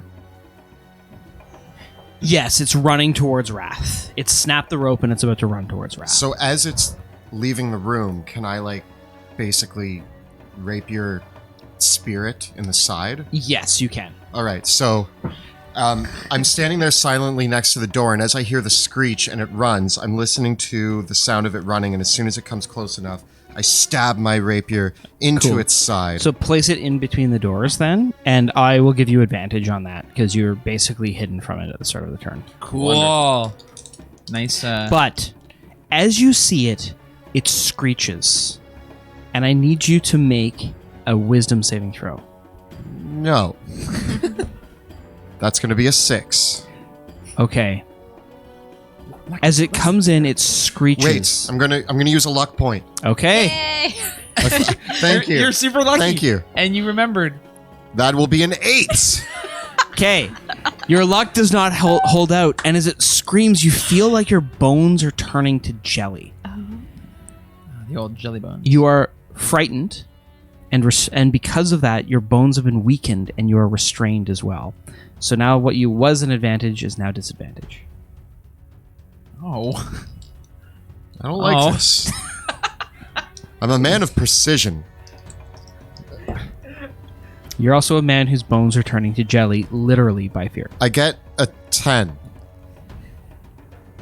The slash goes wide. The scream threw me off, and I miss, and I pull the blade back, and I go, "Oh, the blade must be unbalanced." This darn thing. It's not the blade. I whip out. I like pull my crossbow out at my side and try to give it a quick bolt to the side. Also with disadvantage, I'm guessing. Mm-hmm. 14. That is a hit. Ah, there it is. So the bolt strikes true, and I'm going to use sneak attack. You on are it. not, because you have disadvantage. Right, I have disadvantage. I can't use sneak attack. Darn! 8 damage. Okay. And I'm going to move away.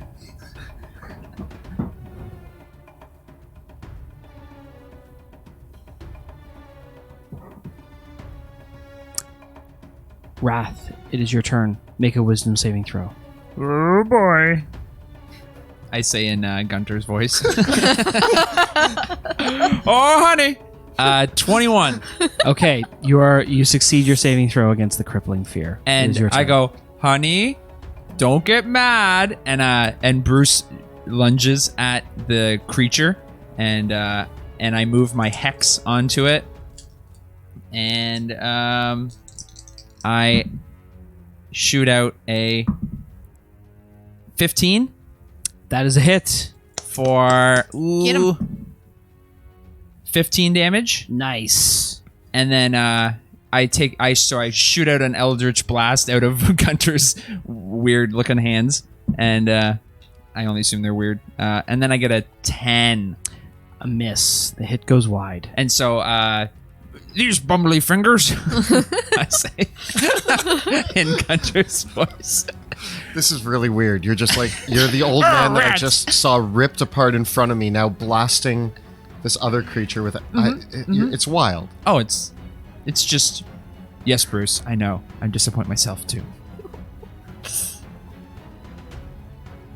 And that's Okay. Do you want to move or do anything else? no, I'm standing at the back there. Okay. Against the window. The creature lunges forward, slashing at Rudy, biting into her, getting a 10 to hit. Nope. Nope. Yes. Okay. I'm so strong. In the room, you hear something. The sound of a wood against wood it sounds like a bed is being like screeched across the ground. Like something is tied up but trying to break out. That's not a good sound. Rudy. Well, it's not. I say, Look, it's not. Deanie, you're up. And I float my owl, flapping in his face. It's almost like a hummingbird. He's so small that he's just like... We kind of have a Disney thing going on where any creature is just surrounded by woodland animals as we attack it with everything. And the battle axes start swinging. Yeah. 26 to hit. A solid hit. Woo! 6 damage. Okay. Next. What is it? 22 to hit. Yeah. Oh. 5 damage. Keep swinging, keep swinging. I'm going. 19. Nice. Okay. 9 damage. Well, I guess you've decapitated both husband and wife. What's her name? Uti and Gunter. I'm sorry, Uti. I'm sorry. Gunter! Well, you gotta add the whole family to the list, so who else is in there? We got like a my cousin, a sister. They're like my family too. I'm sorry. And can I shut the door? Yes. Okay, I shut the door. Just say, we just have a moment here. Just a moment. My wife! No, you're She's you're not your wife. You're not actually Guntar. I just wanted to be someone else for a change. All right. Sorry, I was losing myself in the character. All right. There's something else committed. in there that's moving the beds. Yeah. As you shut the door, you can see that there's 2 others like the first tied to the other beds in the room. And I make motions like 2 tied up in there. You want us to flee? No. Remember, we talked about our hand signals. We're trying to communicate. 2 tied up in there. One second. I come up to the door. Do you speak English in there? Or common, I should say. I'm pretty sure we can just talk. They know we're here. Oh, all right. There's 2 in there. They're tied up to the bed. Before they break out, why don't we just go in there and murder them? All right. Ready? Yes. All right. I open the door. Okay. One of them snaps free of its bindings on the bed and lurches towards the door. Close the door! Close the door! And this is why we keep doors closed. Do you have that door closed? Yes. I'm standing at the back hallway again, waiting. Rudy, stand in the door. I'm ready again. Open the door. For the brief flint of the moment, if you didn't know any better, Rudy, there was a glint in the faces that it might have been formerly the Ned and Emmett, the 2 Gunter's 2 older sons. Looks like the sons. Gunter and Emmett. Gunter? Emmett? Yeah. I don't know what's happened to this whole family, but are you ready? Of course I'm ready. All right, they're not them anymore. So, chop off their heads, And I open the door. Okay, you open the door, so we'll start at the top again. Wilhelm. I am once again, as it runs out the door, going to attempt to skewer it. Okay. All right. You can repeat the saving throw against your fear as well. We got this time. Good. Yep. I would like to use another luck point. Okay. You got this. 10? Still not. No! So that the fear is still shaking through your body from what you've seen. I'm not okay. I've never fought a beast like this. It's concerning. And there's my 13 to hit. Is a hit. Good, but I can't use my stuff. Oh wait, this is the rapier. Oh good. That's gonna be 5 damage. All right. And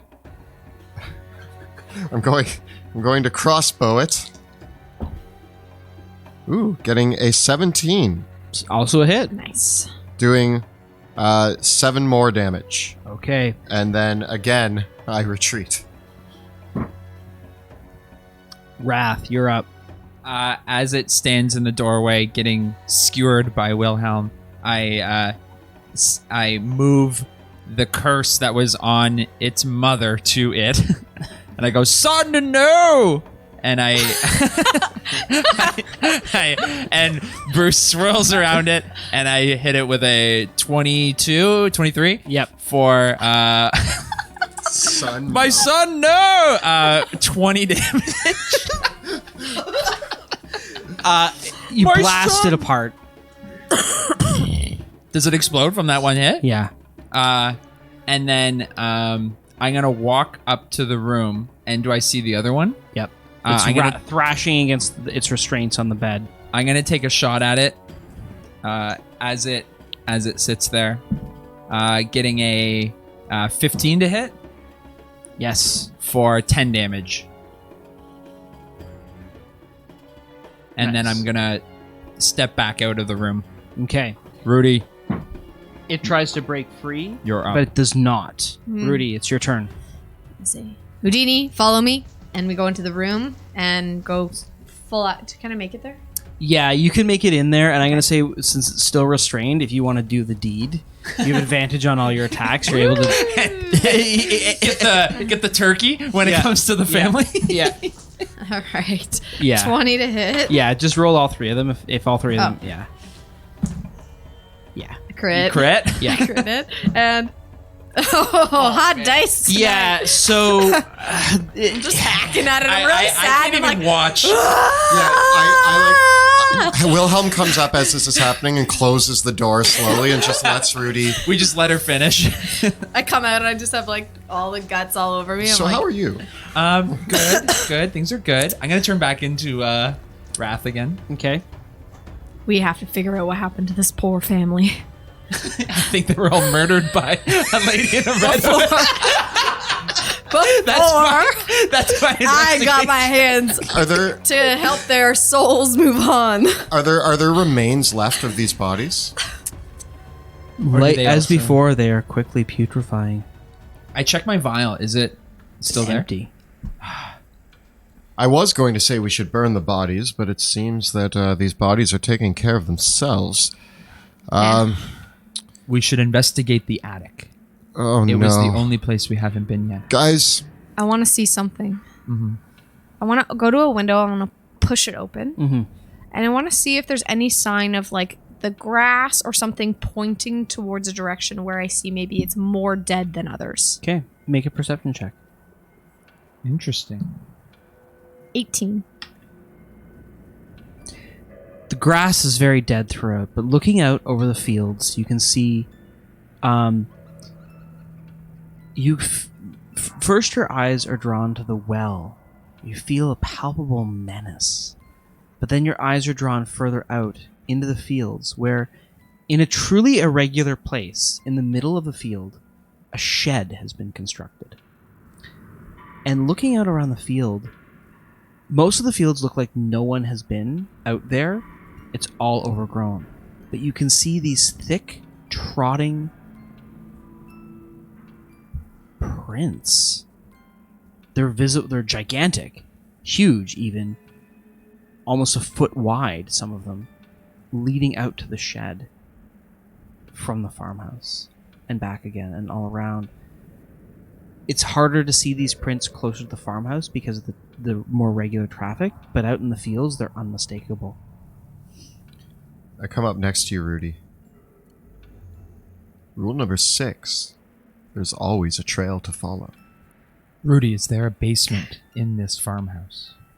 I don't know if there's a basement, but Gunther did mention that he buried something. He did. And I'm wondering if it's out in that field. Agree. Would you like to check the attic or head to the shed? I say let's head to the shed. All right. I start to walk downstairs as I'm cleaning myself off. I press to digitate as I'm going down. Would you mind? And I do it to everybody. Yeah, I have teeth all over. Oh, and I'm going to collect the spikes for Bruce. There. Okay. Make sure, Bruce needs them. 10 kids at home. I'm used to cleaning up messes. Thank you. A message whispers out to you. 6 teeth. I just need a couple. Here, I'm just gonna pick them off. Those are. Are No, never mind. You can have them. Thank you. Yeah, I got them all. Jeez. You got all what? Nothing. Let's go. We got to go check out the shed. You Who's he head talking to? to His the cat? shed. Heading along the fields, the dilapidated shed, the door has been ripped off its hinges. And as you come towards the shed, a wooden floor has been built in place. It doesn't look like anything was ever stored here. The wooden floor, though, has been smashed through, and it looks like great clawing fingers dug underneath the floorboards and unearthed something in the mud.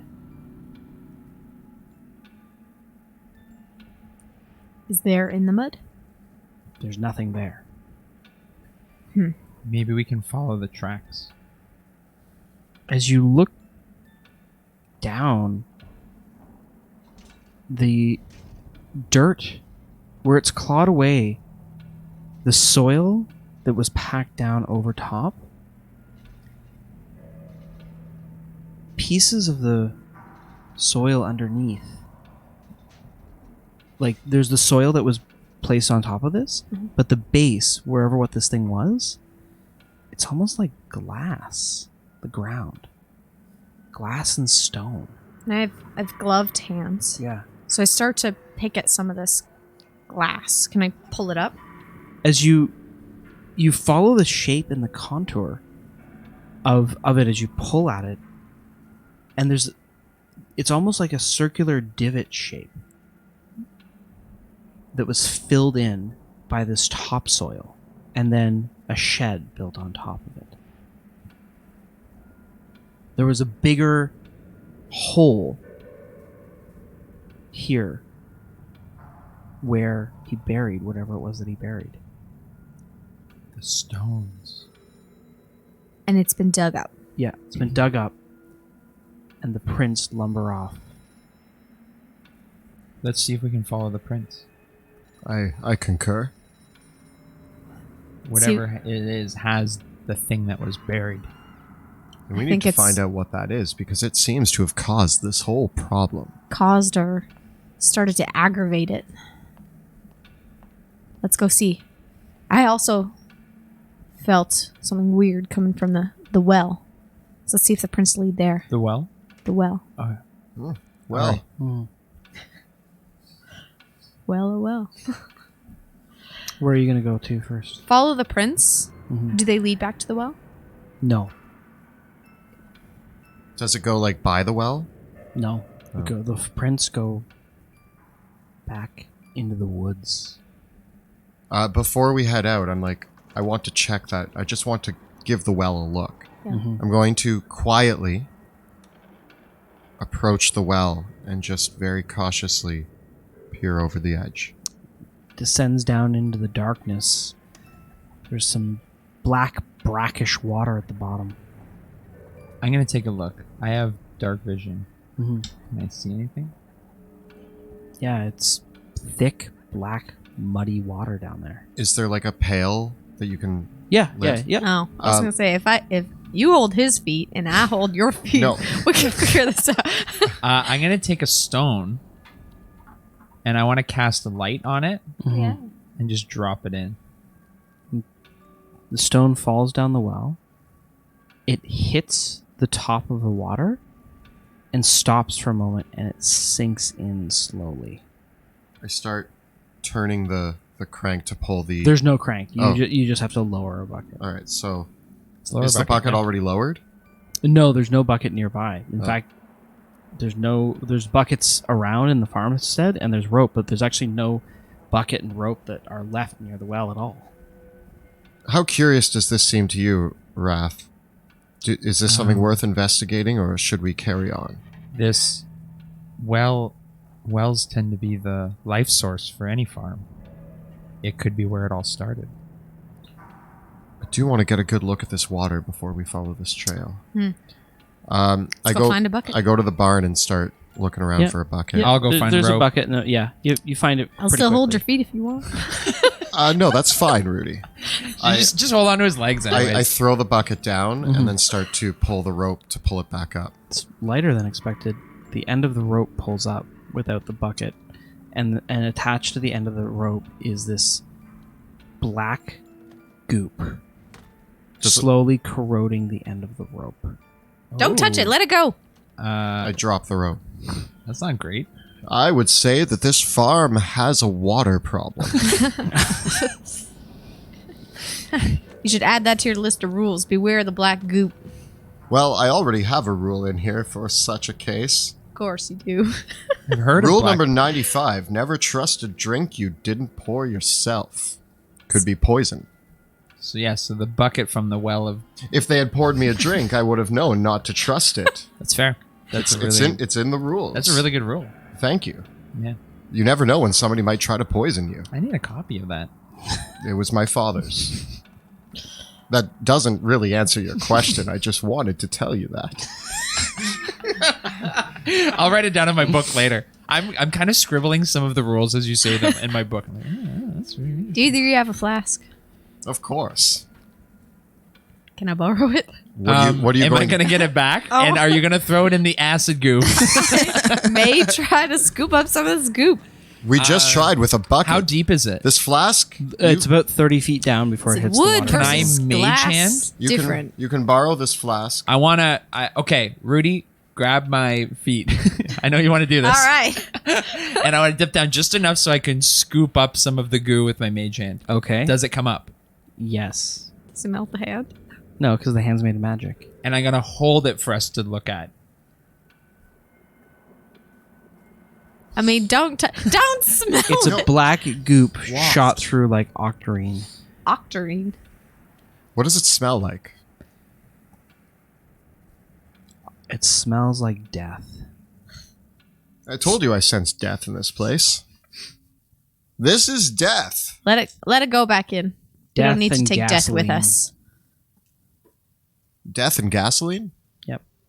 Sounds like a heavy metal album. I'm going to pour it on the ground beside What is the well. heavy metal? Okay. I don't know. It's canon. Dropped on the ground beside the well, it sinks into the ground and shudders slightly as it pools.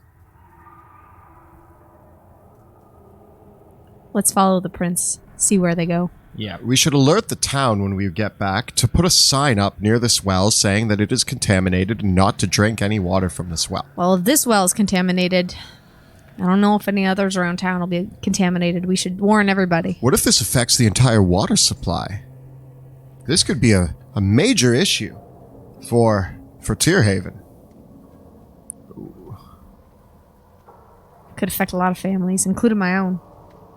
Yes, we don't want anybody else bursting into monstrosities. This has been a very concerning day. Yesterday, all I had to worry about were ducks. Same here. This is way bigger than ducks. Yes. Yeah, of course it's bigger than ducks. We should follow the trail. I mean, we did just chop the heads off of an entire family. I mean, I didn't. I did what I had to do. You did what you had to do. save Rudy. You did what you had to do. the souls of my friends. I guess that red huntsman never really left, did it? Just buried a little bit deeper. Let's follow this trail. Into the woods. Let's go. Be on your guard. You know, Always. is that a rule? Yes. How is that not? Be on your guard is obviously... Like, I have like 8 rules that basically say be on your guard in some way, shape, or very, form. very much a repetitive. Always have a plan of attack. Rule number 1. That basically is be on your guard. All right. Then off we go. What time is it now? Some Fix the watch. yeah, let's check your watch.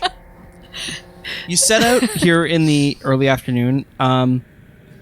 and it is approaching autumn, and so the days are getting shorter. So it's probably the light is beginning to die down. It's more like close to sunset around, say, now with the time that's passed exploring. Also, did you want to take a short rest or anything before you head on? Or? I mean, I'm doing okay. How about you? I could use a bandage. I would love a short rest. Okay. If we have, we could camp out in the farmhouse. So as you take your short rest, the time passes to probably the early evening, around supper time, and as the light begins to wane, you can see traces of that glow that that Danforth talked about, refracting around the farm. Just in the air? In the air, off the buildings, off the plants, and certainly echoing out from 2 points in particular: the well and the shed. I walk up to the well just to peek over and see what's going on in there. Walking back to the well, that puddle that was dropped earlier is gone. And it's a rather thick mist coming in over the air. Stifles the breath a little bit. It's hard to breathe this stuff in. Raph, have you seen any of this before? No. This is very strange. It's getting dark, so, I mean, if we're following a trail into the woods, it's going to be difficult to see. Well. As you adjust your eye patch. Yes, some of us are going to have problems in the dark, in the woods, at night, I can hold on to my tail. where enemies can get the drop on us. We'll keep an eye out for you. Keep your senses sharp. Dark or light, hone them senses. We should... Now, is the light coming from the farmhouse again? This color emits Whatever it is. from the rocks and the grounds and is carried through this mist, but it predominantly reverberates up the well and around the area of the shed. We should go check out the shed again. Again? Mm-hmm. Instead of following the prince? I think we should still follow the prince, but the shed might give us more answers. Okay. Let's take a look. I want to head to the shed. Okay. You return back to the shed. You can see refracting in the light are flecks of small stones. And we couldn't see these before. There or were they bits weren't of rock noticeable. earlier, but now you can see them much more clearly, and the glint of recognition. There's a glint of recognition that you realize what this is, Wrath. There are stones that glow octarine of a rough, dusky purple. Very small fragments, maybe the size of no larger than a chip or pebble here and there. But now in the night, it's much more obvious that there's fragments floating around here. I reach out to pick it up. I wouldn't touch that. What is it? Is it? It's delirium. Delirium? Yes. Is it magic? It's dangerous. Delirium. What's it doing out here in our town? I've heard tales. Delirium Nothing. is one of the Nothing most but stories. dangerous substances in our world. The Academy warned me to let them know if I saw any of this, and I really didn't want to believe it until right now. This confirms that potentially what Gunter buried here was delirium. What would it be doing out here? I've heard of it, but it's only in that cursed city, miles away. Leagues, even. Leagues. Yes. Streets away. This is crazy. This is not good. It could also explain the issues with the well and those creatures we saw on the farm. I came to this town because nothing happens in this town. What's delirium doing in this town? This is why we need to follow that track. Is the academy looking to clear this up? They will be. We must notify them immediately. Can we send a message? I can send Houdini. You have the means to contact them at the observatory. Yeah.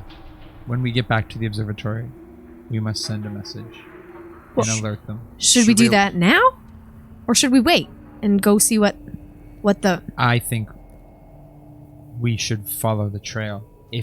Are the tracks fresh? Are they old? Make an investigation check.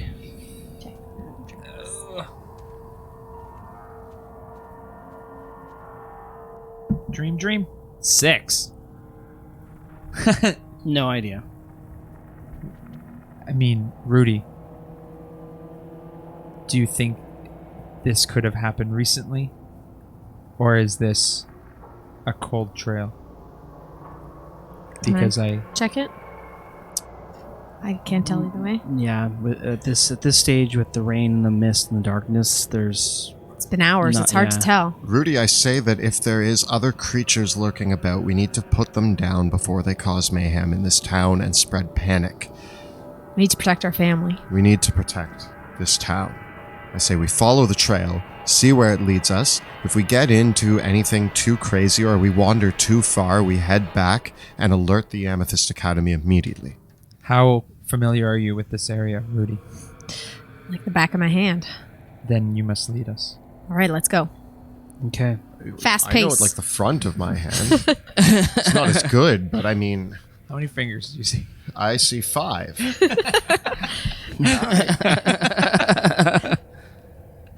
Why are you laughing? Onward. Onward. Quick pace. Let's go. Yes, Bruce. That's Rudy. Okay. Rudy.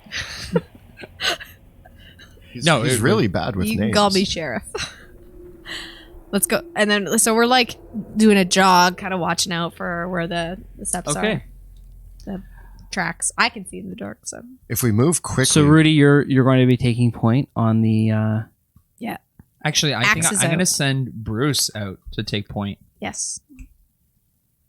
Or he's going to go out.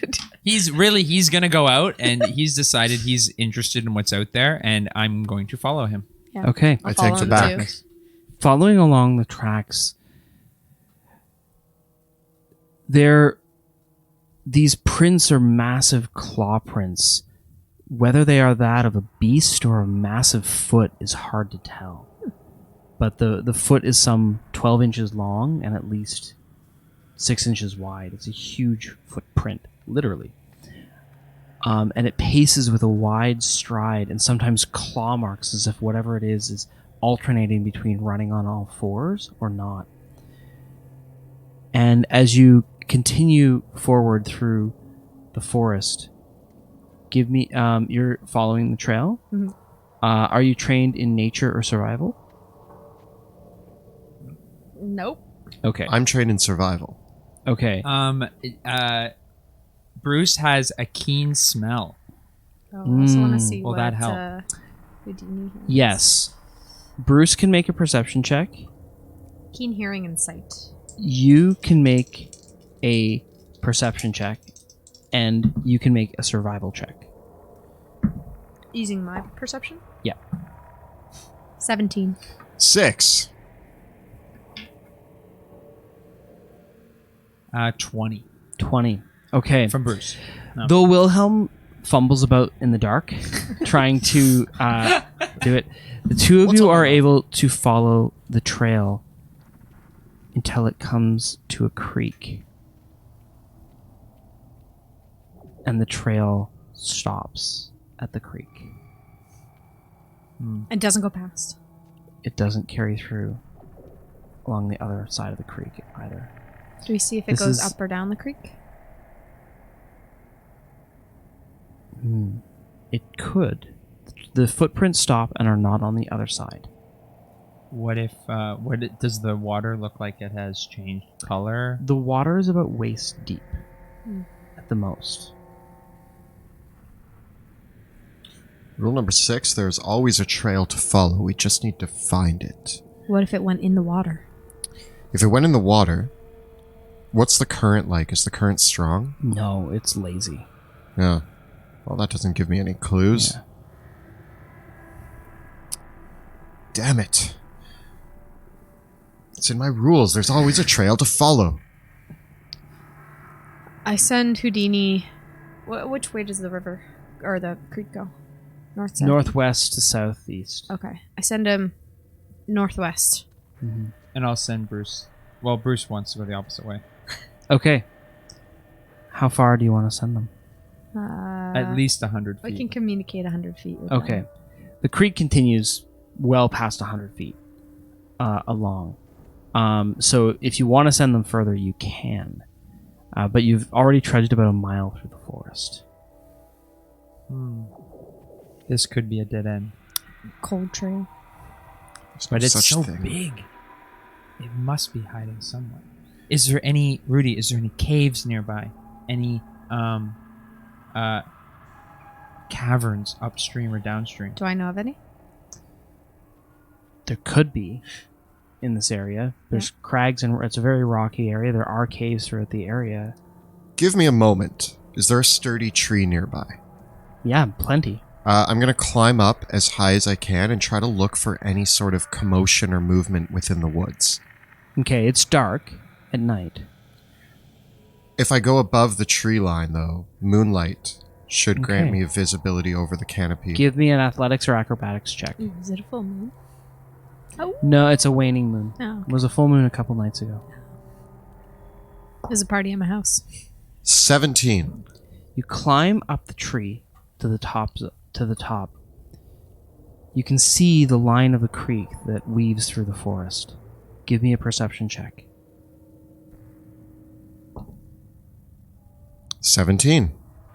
Far at the edge of your vision, upstream of the creek, lifting over the forest as the sun comes down, the reddish glow of the sunlight of the sunset is replaced by an octarine glow at the horizon.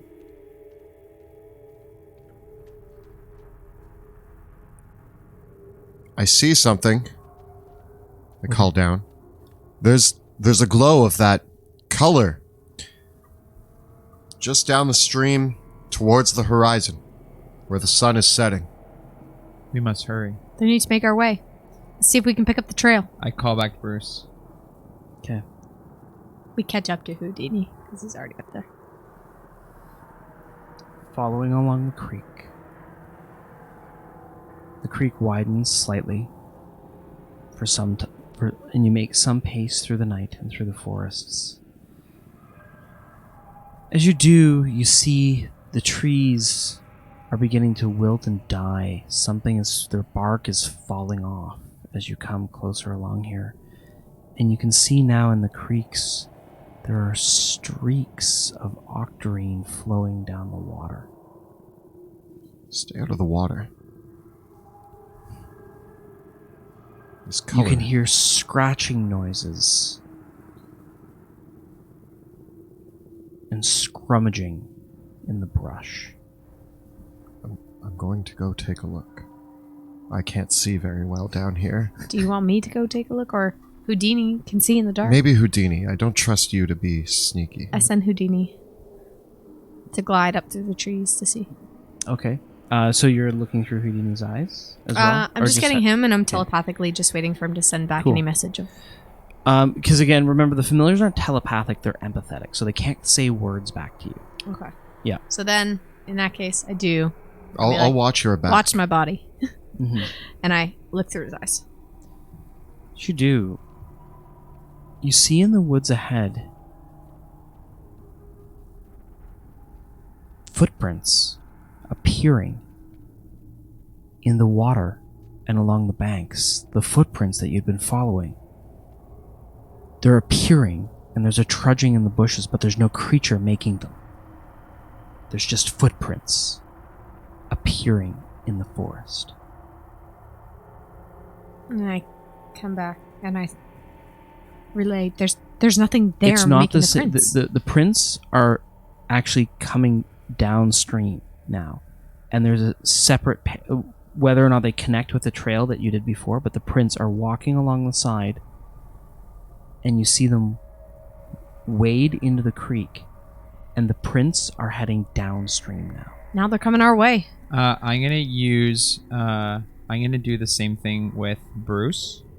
It says he can detect invisibility within 60 feet. As I see it, I look for the prints. Mm-hmm. And so can Bruce detect invisibility or see invisibility? Detect within 60 feet of the Tressum. Magical invisibility fails to conceal anything. Cool. From the From the Tressum itself. Tressum site, yeah. Okay. Bruce responds back to you and says, "This creature is busy. It is large, and it is looking for something. Find what it's looking for."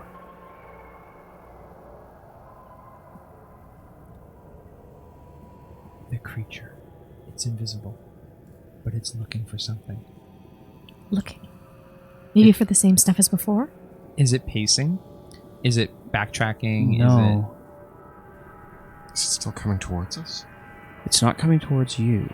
It's on the other side of the creek, walking down the creek. And you hear the footprints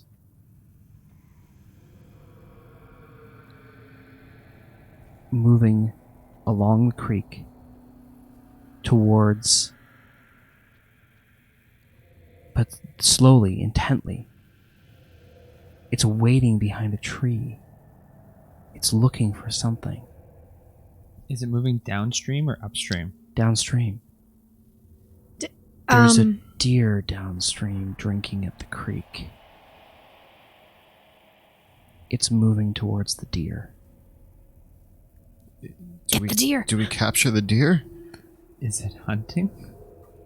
Are we hunting? We know how bad those things turn out. When it walks by the creek, is You there... can all make stealth checks as well. Oh. 14. Cool. 11. 14. Okay. The creature's attention, the footprints are focused on the deer. And then suddenly, a brown cloak appears in the night around where the footprints are, as this massive form, almost 12 feet tall, lurches forward and mauls the deer, snapping its neck. Now's our chance. To take it? Yes. Are we killing it? Can we take it? Is it a beast? It's Is it shaped like a man with dark purple skin, but a man of monstrous proportions. Familiar face? Have we seen them around? The hood conceals the face. Sneaker. Go straight in. I'm sneaking. And with that, I jump into the nearby tree and, hide. Okay. It pulls the hood over itself and disappears again, becoming only footprints once more as it walks along the side of the creek. And you can hear the sound of the deer. The deer is being dragged By what part? by its legs. Both legs? The deer has become invisible as well. Oh. We should follow it back to its lair. Okay.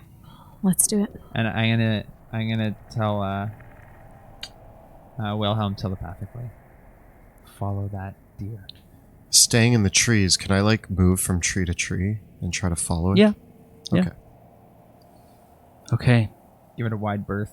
Have Bruce do most of the Cool. tracking. All of you can make stealth checks. 19. 11 again. 12. Okay. Oh, thank The God. sound of the dragging deer echoes through the forest as you follow this creature back towards a yawning cavern. The cavern, the flow of water exiting out of the cavern and emptying into the creek, a thick line of octarine. Now with the moon hanging over, you can see the water glinting and glimmering with octarine light as it flows out of the cavern. The creature drags the corpse of the deer into the yawning mouth of the cavern, from which no light is seen within.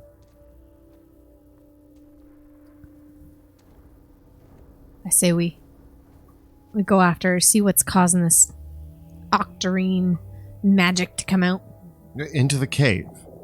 Do you want to bring it out of the cave, or do you want to go into the cave? I would like to bring it out of the cave. I can't see in there. Okay, so making some noise it is. Let's set a trap. We could set a trap. Yeah. What kind of trap? I have 1,000 ball bearings. Rudy, you draw it out into the open. Me and Wilhelm will attack it from distance. So make some noise. Can I... Fine, I put the ball bearings away. I mean, put the ball bearings out and I'll make some noise and it can come and trip on the ball bearings. All right. Unless they're too tiny to trip because it's so big. I mean, they're round and circular, and if there's enough of them, I'm sure it will slip and fall. But I want to collect them again afterwards. Is it, what's the terrain like outside? It's a large, rocky No, that won't work. area around the cave. The cave itself is a wide yawn, and you can hear this gurgling, piping sound coming up from it as the wind blows across and through the trees. Wilhelm, I can get up there. we're going to become invisible. I don't know how. Don't worry. Rudy, will you be okay to draw it out of its lair? I fought some pretty big beasts in my time. I'm sure I'm okay. Absolutely. I'm going to get above the cave entrance. I understand. And I'm going to cast invisibility as a third level on me and Wilhelm. Okay. And I'm going to climb up above the mouth of the cave. As you prepare to embark deeper into the cave, that is where we're gonna wrap up for this evening. Little bit early, but with 10 minutes left, it's like a 50. I don't think we either go way over or way short, and we gotta. We'll save it think for This next is a good for next cliffhanger. We'll save it for next week. And we're not going into the cave. We're luring it out of the cave. Yeah.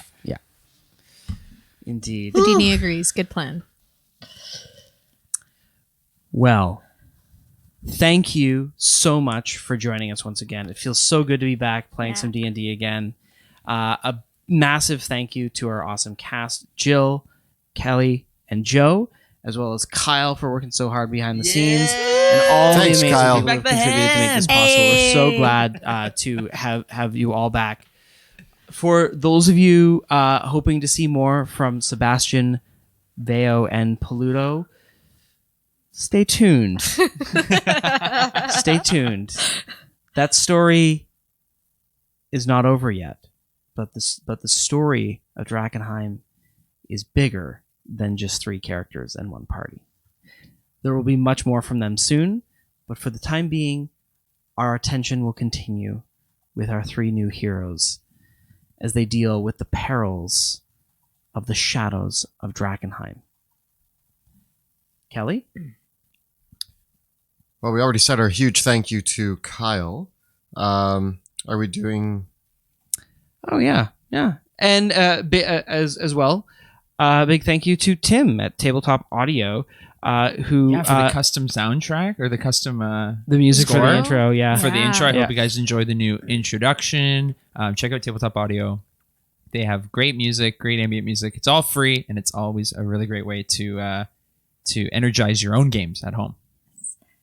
Don't forget to take a look at the links below for our Teespring store, where you can find all your favorite Dungeon Dudes swag, including yes, Dungeon Dudes logo, and look forward to some new stuff, hopefully coming out soon. Or take a look at bit.ly/Dungeon Dudes merch.